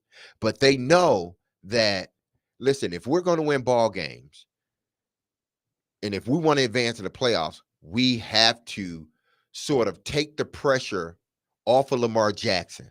Even though he's shown majority of the times he can do it, but the playoffs, there's just been these hiccups. We want to take that pressure off of him. And the guy that can handle the pressure, we know for sure, is Derrick Henry. That's a great point. The article is called "In His New Home with the Ravens, Derrick Henry is still competing against himself," and it just talks about his makeup, his professionalism, the standard he's setting, and it all leads to the theory that Dan Pompei is saying that he could be the best offseason addition for any team. Derrick Henry. We'll see if that plays out. All right, let's start segueing into the Titans ticket thing because this is more of a long-range question as the stadium starts coming up out of the ground. And it's a mess over there. How we're going to park to go to the games this next couple of years, I'm not sure. I'm glad I live close enough to the stadium that when I go, I'll be able to sort of maneuver. I don't have very far to go. You could take a Darren scooter. I could. I don't like this. I'm not a scooter guy. I'm not a scooter guy. I'm not a scooter guy but either. I can hoof it. I don't mind walking. I'm also not one of these electric bike guys, by the way. Like, let's go. I like an electric bike now. I like an electric Either bike. you're biking or you're not. You're not biking. It's a moped. Come on. What can I cruise? I like a in bike. it, man? Come Let's on. get some exercise. I like a bike. I exercise enough, so I mean, I like the electric bike. But there's a lot of ways. Don't you look can at get me in. like that, Nick. You're right. I have no talking room. I got a flat tire on my stomach right now. But the question I want to put out there is like, have you started to look at the process? If you're a current PSL holder, or if you're saying, you know, I just moved to town a couple years ago, I haven't gotten in, but I'm looking at it. A lot of people have already texted this. So I know we got a couple of callers that jumped in on this right away. Let me get to Ron first. Ron, thanks for calling in. What's been your experience so far taking a look at tickets in the new stadium? Hey, Willy and Derek. Yeah, I've already had my meeting at Titan House. And sticker shock is the understatement. Sticker shock is the understatement. I've had my club level PSL since 2002. I'm going to get a $1,500 credit toward PSL.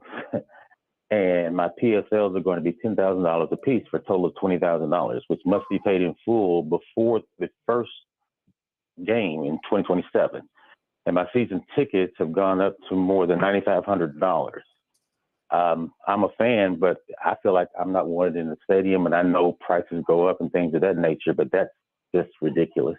So Ron, is that So Ron, is that 10,000 plus the tickets? Yeah.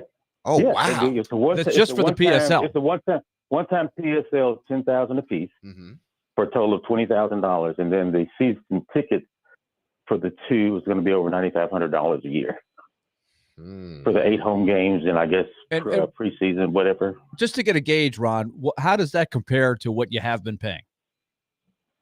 Right now, my season tickets run me about $3,700 a year for the 2 tickets. And my initial PSL was $3,000 for the 2. Okay. So it damn near tripled. And so you do. So as a season ticket. Go ahead, Ron. Go ahead, Ron. No, I'm an SEC guy, so they took away my tailgate, and I'm supposed to get over it and just learn how to be a urban game goer. But why should I have to change? That's not who I am. You know. But that's fine. I mean, you know, when you take it in what it is.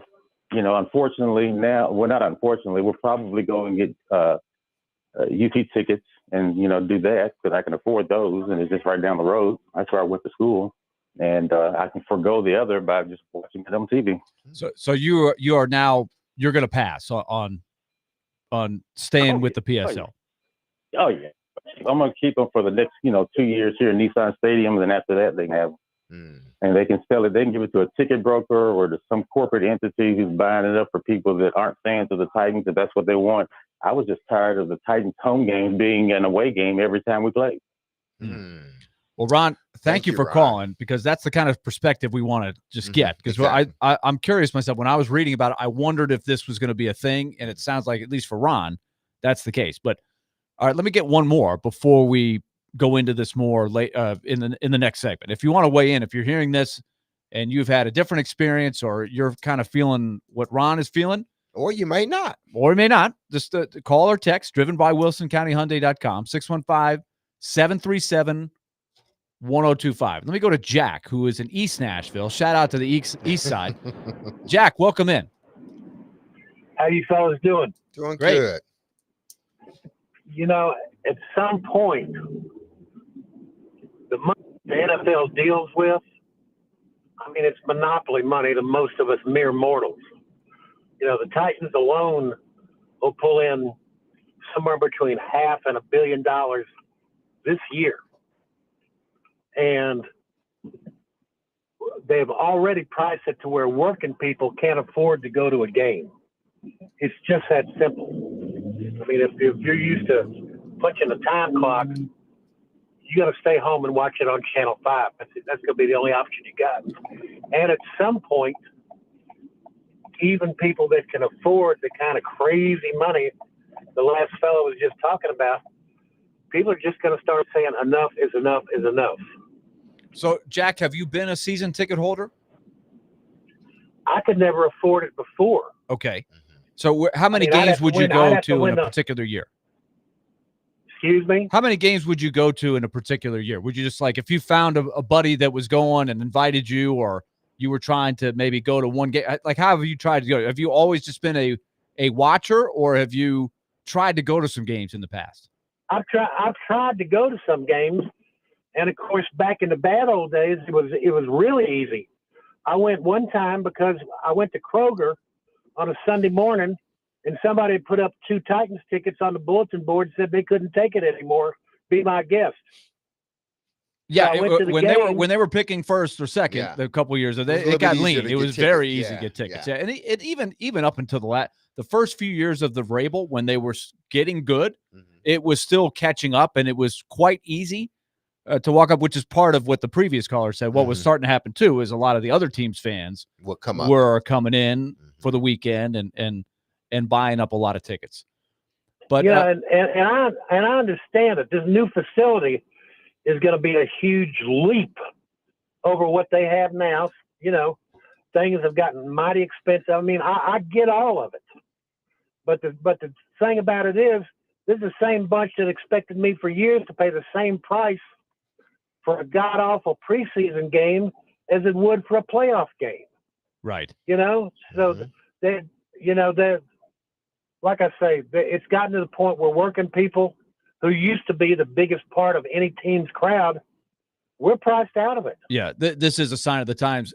Jack, I thank you for your call. I want to get into this more. The text line is going bonkers here. 615-737-1025. Call or text, driven by WilsonCountyHyundai.com. Have you vetted what it would take to be a regular fan in the new stadium? We'll read you, too, out of the Tennessean.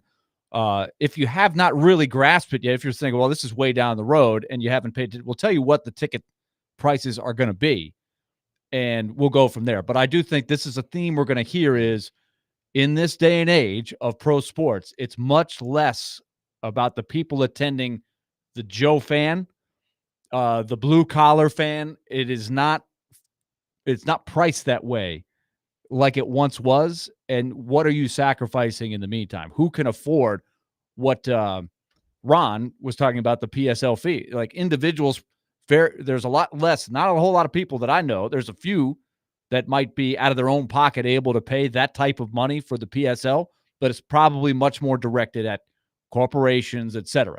So we'll talk more about this and what it means when we come back here on 102.5 The Game.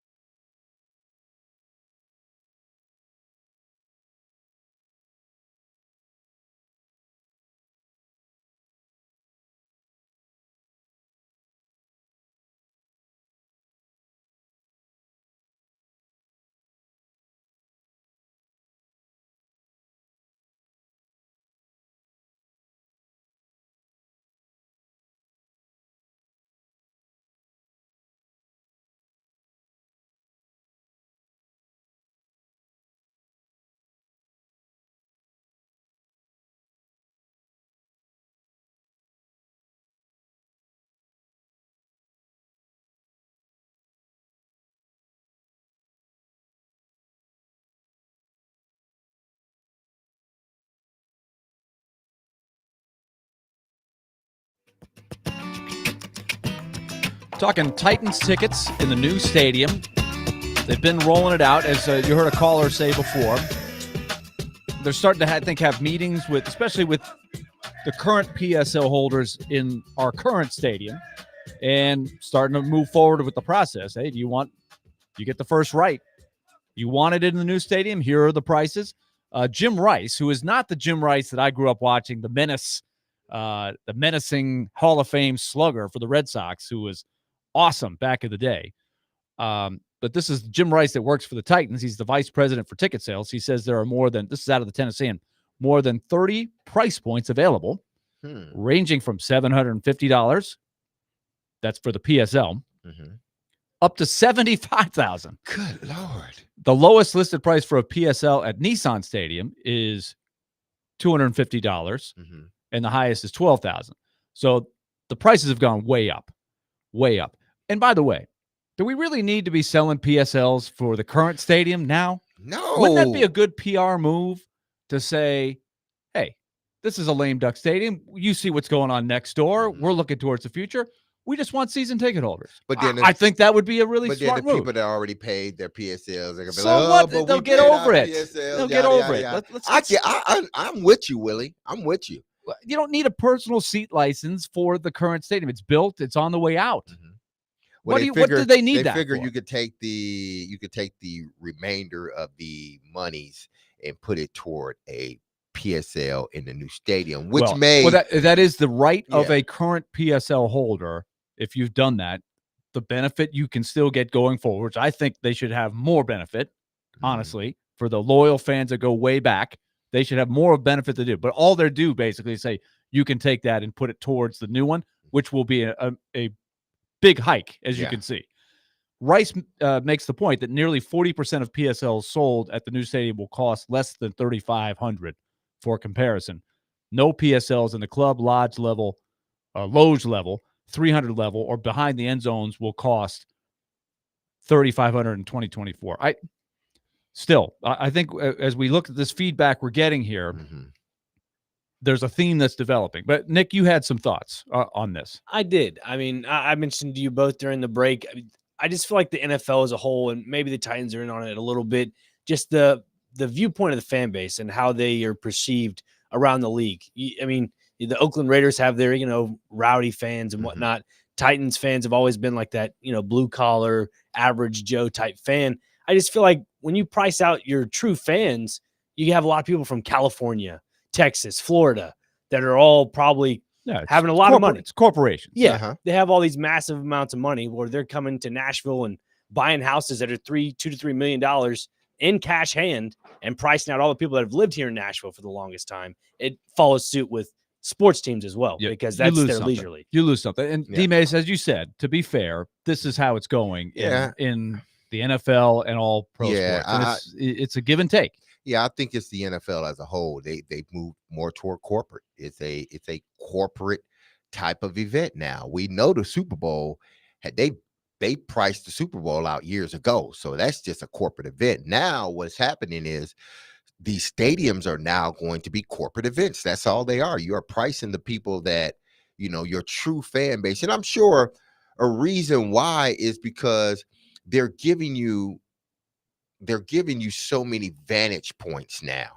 They're giving you these pylon views. They're giving you all these views that you can watch on television, So why do you need to? Some people feel, why do I need to go to game? So what they're selling is that the experience, the quality, the amenities are going to be worth that. So that's why they're hiking up the price. But is it though? I know this. When I go to a football game, especially, but for really any game, I'm not going there for the nice cushiony seats. I'm not really going there for I'm not going there for the. I want to watch the game. So but everybody's not like us, Willie. I like to just go and watch the game. I'm different. I really don't like to be around a lot of people, especially drunk people. So I like to just go watch the game. But there are some people that enjoy like the festivities and the experience. And on that third stadium, and 8, what are you going to get when those people that are going for the wine, the cheese, the the shrimp cocktails. Your charcuterie boards. You When ain't it's gonna get third and a- eight, you- those guys aren't cheering. They're not you going to ain't get gonna Fred Miller to jump. No. They're not going to get false start Freddie to jump. What I've experienced is this, is that, when I've been to games and not in the press box, when I've been to games and got invited to go to a suite, and it's typically, if I'm going to a suite, it's somebody else's stadium, not ours. That's kind of ironic that I played there 8 years, but I go to somebody else's suite and somebody else's stadium. But that's neither here nor there. But what I found is majority of the people that are in the suite, they're staying in the suite. They're not coming out, like Willie said, cheering, getting you to jump off sides. They're not doing that. Why? Because they're conversating inside the suites, drinking, enjoying the festivities. They may be watching the game, but they're not going outside. They're not going in the stands to participate. They're not. You know who's participating? You, Nick. People that are the working class people. They're there. They're having fun. They may be drunk, but they're having fun, but they're participating in the game. What I found, and it may not be like that in every, box or whatnot situation, but I found more people are in their suites or talking rather than enjoying and yelling and screaming for their team. I think when you have a new facility, you get more of that as well. Now, let's read off some more of these texts. Tim in Nashville says, I locked in my PSL in June, and believe it or not, the tickets seem to be selling pretty quickly. So Tim obviously is okay with whatever. Is that for this stadium or the new stadium? I guess he's implying that he locked in his PSL for the next stadium. But that is one thing I wonder what the end number will be. The percentage of current PSL holders in this stadium, what, 60,000? that go ahead and purchase a PSL in the next stadium. We just had one caller say that it's just too expensive for him. He can't do it. Mike in Lebanon, my family's name is on the founders wall, and we aren't going to continue with the new stadium. So Mike in Lebanon says he's priced out. Next texter, not a name I can see. I did my due diligence on Titan season tickets. Prices are going to be higher because of new stadium and also less seats. I was told the main reason why is because your seats will be all inclusive. Leave your wallet at home. So concessions are built in to your season ticket prices. I proceeded to buy 4 season tickets for the upcoming Predators season instead. So all your food. So am I doing this right? Am I thinking about this right? Which I may not be. So they're saying leave your wallet at home, which means it's all you can eat. It's all you can eat, and it's already paid for. I think it probably depends on what you're buying. It's already paid but for. I have heard that is one angle that they're pushing. Yes, you're going to pay more. You got to pay big money for the PSL. Then you got to buy the ticket, but your ticket includes all you can eat. I would rather not do that. Yeah, I would rather not. I'm do that. coming because I know I don't want to stand in line. Yeah, I know but the lines are brutal at the current stage. But what probably is going to happen in this new version of the stadium? They're going to bring the food to you. You'll be able to order it and don't have to get up. They'll just bring the food to you. You have that type of package. Okay, well, let's see if they can get the workforce to do that. Yeah, because that has right, been a problem at that facility. Is not enough people working the concession stands. The lines get really long, and it is hard. You got to have a lot of people working on the same page to be able to do what you're asking there. Maybe in the primo seating places you can, and obviously in a suite where you have all the food there. They're coming, yeah. But if I have seen that. I've been to the new Mets stadium, and they have, for certain seats, you can actually order the food, and the guy will bring it to you. Put your credit card in there, and boom, it comes your way.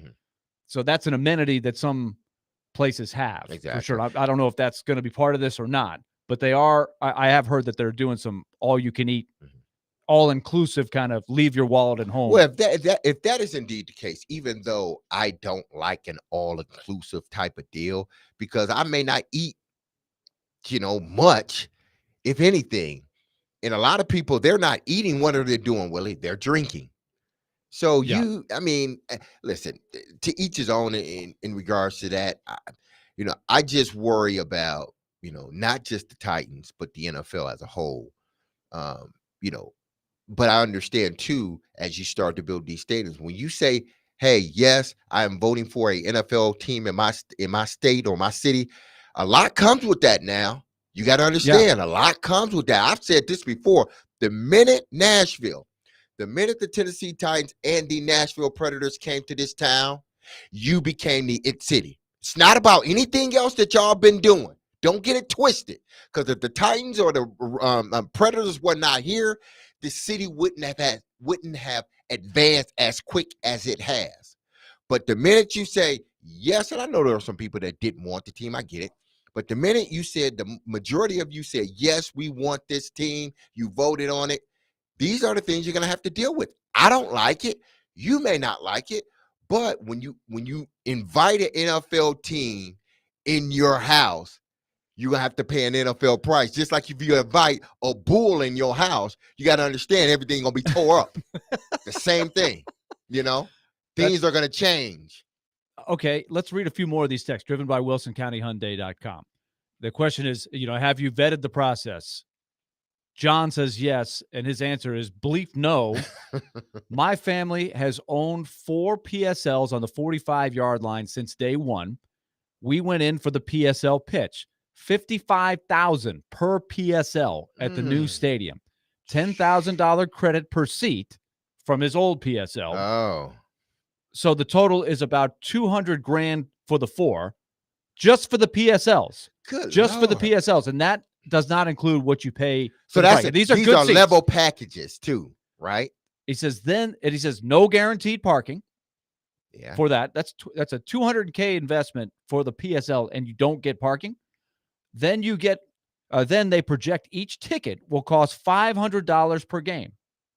So 4 seats to a game will be $2,000 per game. Now, Willie, is this $20,000 per year? If this someone that had PSLs and went to the PSL meeting, like the new PSL, yes, so they have been PSL holders. So we are from here. Day one. Yes, these are we day are one hearing PSL holders. We are hearing from people that actually went to meetings about this. So he says, no way, I can't afford that. I can't. Forget the PSL, but that's $2,000 a game to take the family of 4. So it's just, I get it. It is not a price point that many families of 4 are even going to be able to entertain. I wonder if they even think about stuff like that. Look, this is where it's going. I get it, but my concern is, are people, when the Titans have a home game and it's 3rd and 8 and you need a big, are there going to be people in the stands like cheering for the Titans? What are you going to get here? I mean, there'll be people in the stands. I realize our market is growing. Yeah. There's more people living here, but can you get Titans fans in the seats? The home field advantage is an important part of it. And if you're pricing too many people out of it, what are you going to get for the people that are in the stands? Even if you sell the tickets, or are they going to have to recalibrate some of these numbers? I'm just curious because our feedback is pretty uniform here. We're going to read more. We got a bunch more on the line that we're going to get to. 615-737-1025. We've also got a couple of callers on the line we'll get to, too, driven by WilsonCountyHyundai.com. Just getting a gauge of where the Titans fans are as we get set for training camp to start, how people feel about the early look at what it would take to get a season ticket in the new stadium. Stay tuned. We're coming back with more of Willy and DMase. Wow, this is even more than I thought. This is even more hot than I thought. Oh, wow.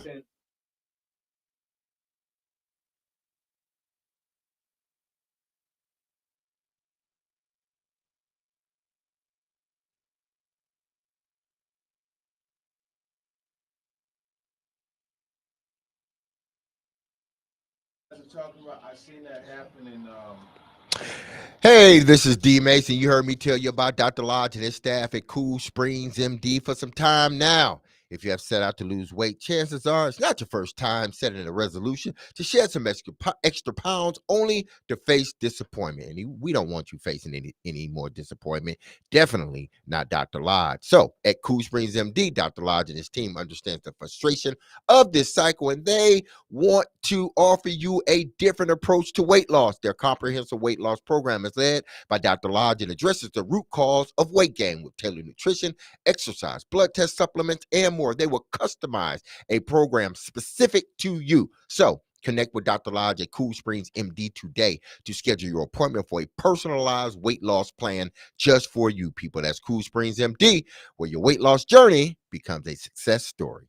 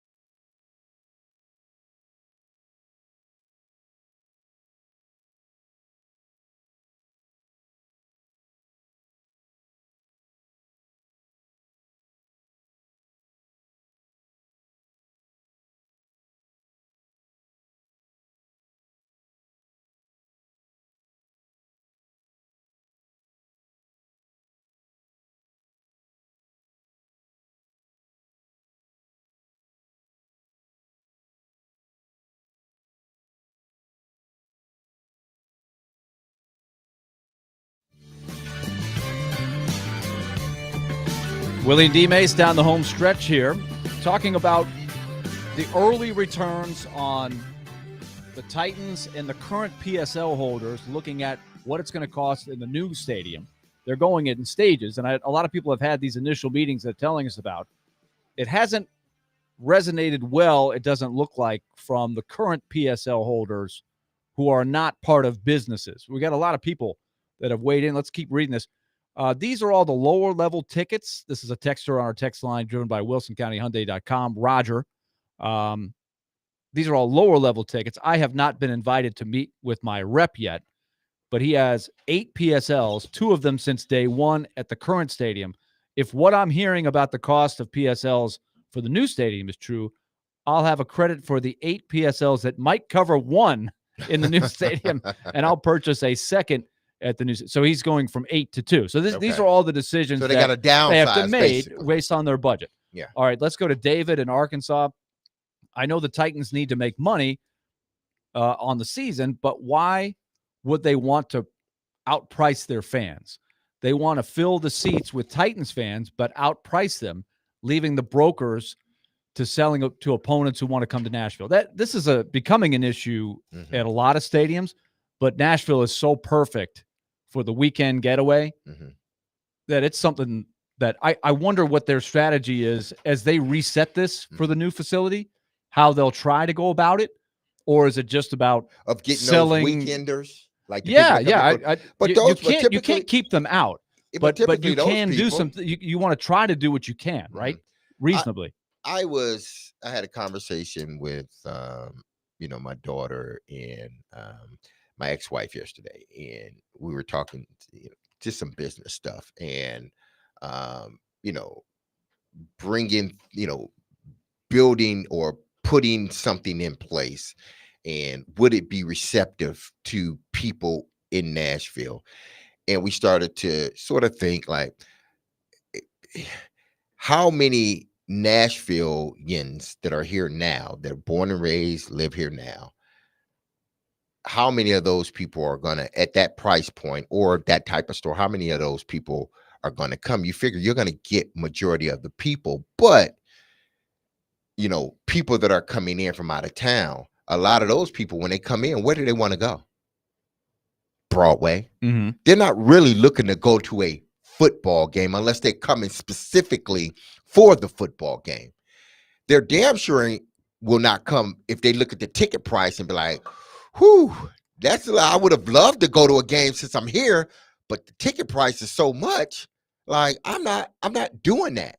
So what you're doing is you're pricing some of the people out that actually live here, that have been going to games, and you will price the people out that want to come in from other states that are not necessarily coming in for the game. They're coming in for other festivities. But, Titans are playing this weekend. I don't think that fan is going to find it. But there are some diehard fans. Yeah, they're like, okay, exactly. Here's my team that's playing, or here's the game I want to see. We'll just pay what we got to pay to go to that game. But I don't think there are going to be many of those people. Well, it's going to be maybe more costly than it has been to do that. Let's take a look at some other texts driven by WilsonCountyHyundai.com.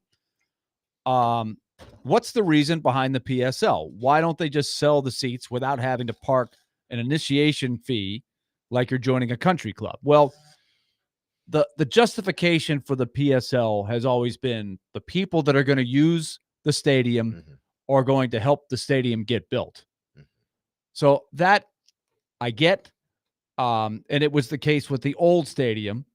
This is why I don't understand why they continue to sell the PSLs now. Because you're not doing any upgrades no more. You're not doing all this stuff. Yeah, but I know you have to continue to do some maintenance. So it is the concept that a lot of places have done, particularly NFL stadiums. And look, it's supply and demand. They're able to sell them, and they may well be selling a decent amount right now. It's exciting that it's a new state-of-the-art stadium. People are going to want to be a part of it, but they are pricing some people, at least out of the area that they have been sitting in. Those people will probably have a decision to make. Do I want to sit higher up for maybe the same price I was paying before? And that's, again, where you get into that. Am I better off staying at home, watching on TV? Is my experience good enough doing that, as opposed to sitting higher up at a game Yeah, for a pretty substantial amount, where you because were sitting at the 45 or whatever. now that the new stadium, Like has the guy said, I had 8. yeah, Now I can afford 2. but it may price me out of being right in that perfect seat. Now it may push me further up in the up some rows as far as my section. I'm not as close. We got a text from Wes. He says, DMase, if you were a fan, how much would you be willing to pay? 0. 0. I would be ready to pay 0. It's just not what you would 0 because dedicate your funds for. Like, yeah, like for me, I'm willing to, if I'm driving, if I'm traveling in a city, I'll pay money to go to a baseball game. I'll do it. If I can, I pay to go to a basketball. If I've game. got a buddy that can hook me up with a ticket, I'm always looking for that. I'm always angling, but I will pay money to go to one game. Exactly. But you said baseball game. Baseball is my favorite to do, and I'm sometimes we get an opportunity if we're traveling for the Predators. There's an NBA game the night before or something. I choose to go on to occasion. NBA, I would do that. Yeah, I would choose to go. Like if you were asking me, if you had to pay for two sports, would it be football or basketball or baseball, hockey? People would almost assume, oh, he'd pay for football. No, I wouldn't. I wouldn't pay for football. You don't like being at NFL games live? Yeah, I just don't. That's not my deal. That's not me going to a live. Now I do go to them because of work. Right. But if I'm just a guy that just likes sports and don't work in the sports arena, no, I'm not going.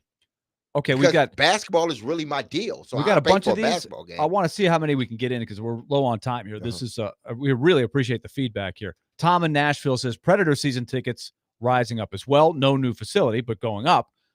I've cut back from the full season. That is definitely something that everybody is going to have to judge is what is it worth to them, right?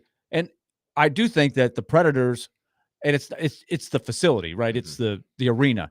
They've done a good job over the years adding amenities, updating it. Whereas I don't think that's the same with the stadium. Now listen, with the football stadium, and now they're getting a brand new facility. But I think the tickets are going to cost that much more. Oh yeah, when you get a new stadium, the sticker price is going to go up. Now listen, I am not saying that because football games are fun. I've been to football games just as a fan. I've been in college football games, loved them with my son. I've been to pro football. I enjoy it to an extent. But if you enjoy football, you enjoy being there, then do it. Pay for the tickets, But we're talking to the people that are sort of on the fence, that, are trying to figure out, should I buy this or should I buy that? I want to go to the game every once in a while, but man, if I do, how much of it would put me in a bind as far as financial? Yeah. And I'll say this too, because when you look at the Predators comparison, there is no doubt that plus you get more games with the Predators. There's a lot of games. There's a lot of games. Yes. But of the value of having a lot of fans who go to every game and are diehard fans, that is a value. Oh, of course. And as you raise the ticket prices over time, and the Predators have done that. Everybody does, right? Nobody pays the same as they paid 10 years ago, 20 years ago. I don't care where the games are, whether your stadium's new, arena's new, or old. That's just part of it. But there are some Predator fans that used to buy season tickets that just can't afford them anymore, and you lose that. And we're getting a lot of those people for the Titans. Here's another one, B-Man. I'm with Ron. My dad and I have had PSLs since day one. Once the new stadium opens, we can't afford to go. So these are all, you lose those people that go every week as a ritual. They create the atmosphere. So you got to be careful as you get the new revenue, because you are pricing some people out. Now, listen, the Titans and the Predators do an excellent job at giving away tickets, a bunch of tickets to get people to come in. So they're still doing their part to try to get people in at a cost that is beneficial to them. Sometimes it's free, but that's just a very small portion of the tickets. The rest of them are going up, and people are going to have to make a decision. Do I go to the game? Do I become a PSL holder or not? It's plain and simple. There's a lot of texts that we did not get to, but the theme is there. We'll come back to this another time. It's an interesting issue. the growing pains of having the stadium we've been coveting for a long time. We're still a few years away. All right, coming up next, Stillman and Company. TD, Teron Davenport, is in the catbird seat, so he will be along. Keep it right here on 102.5 The Game. Be love and love on your people. Have a wonderful and happy and safe Thursday. Peace.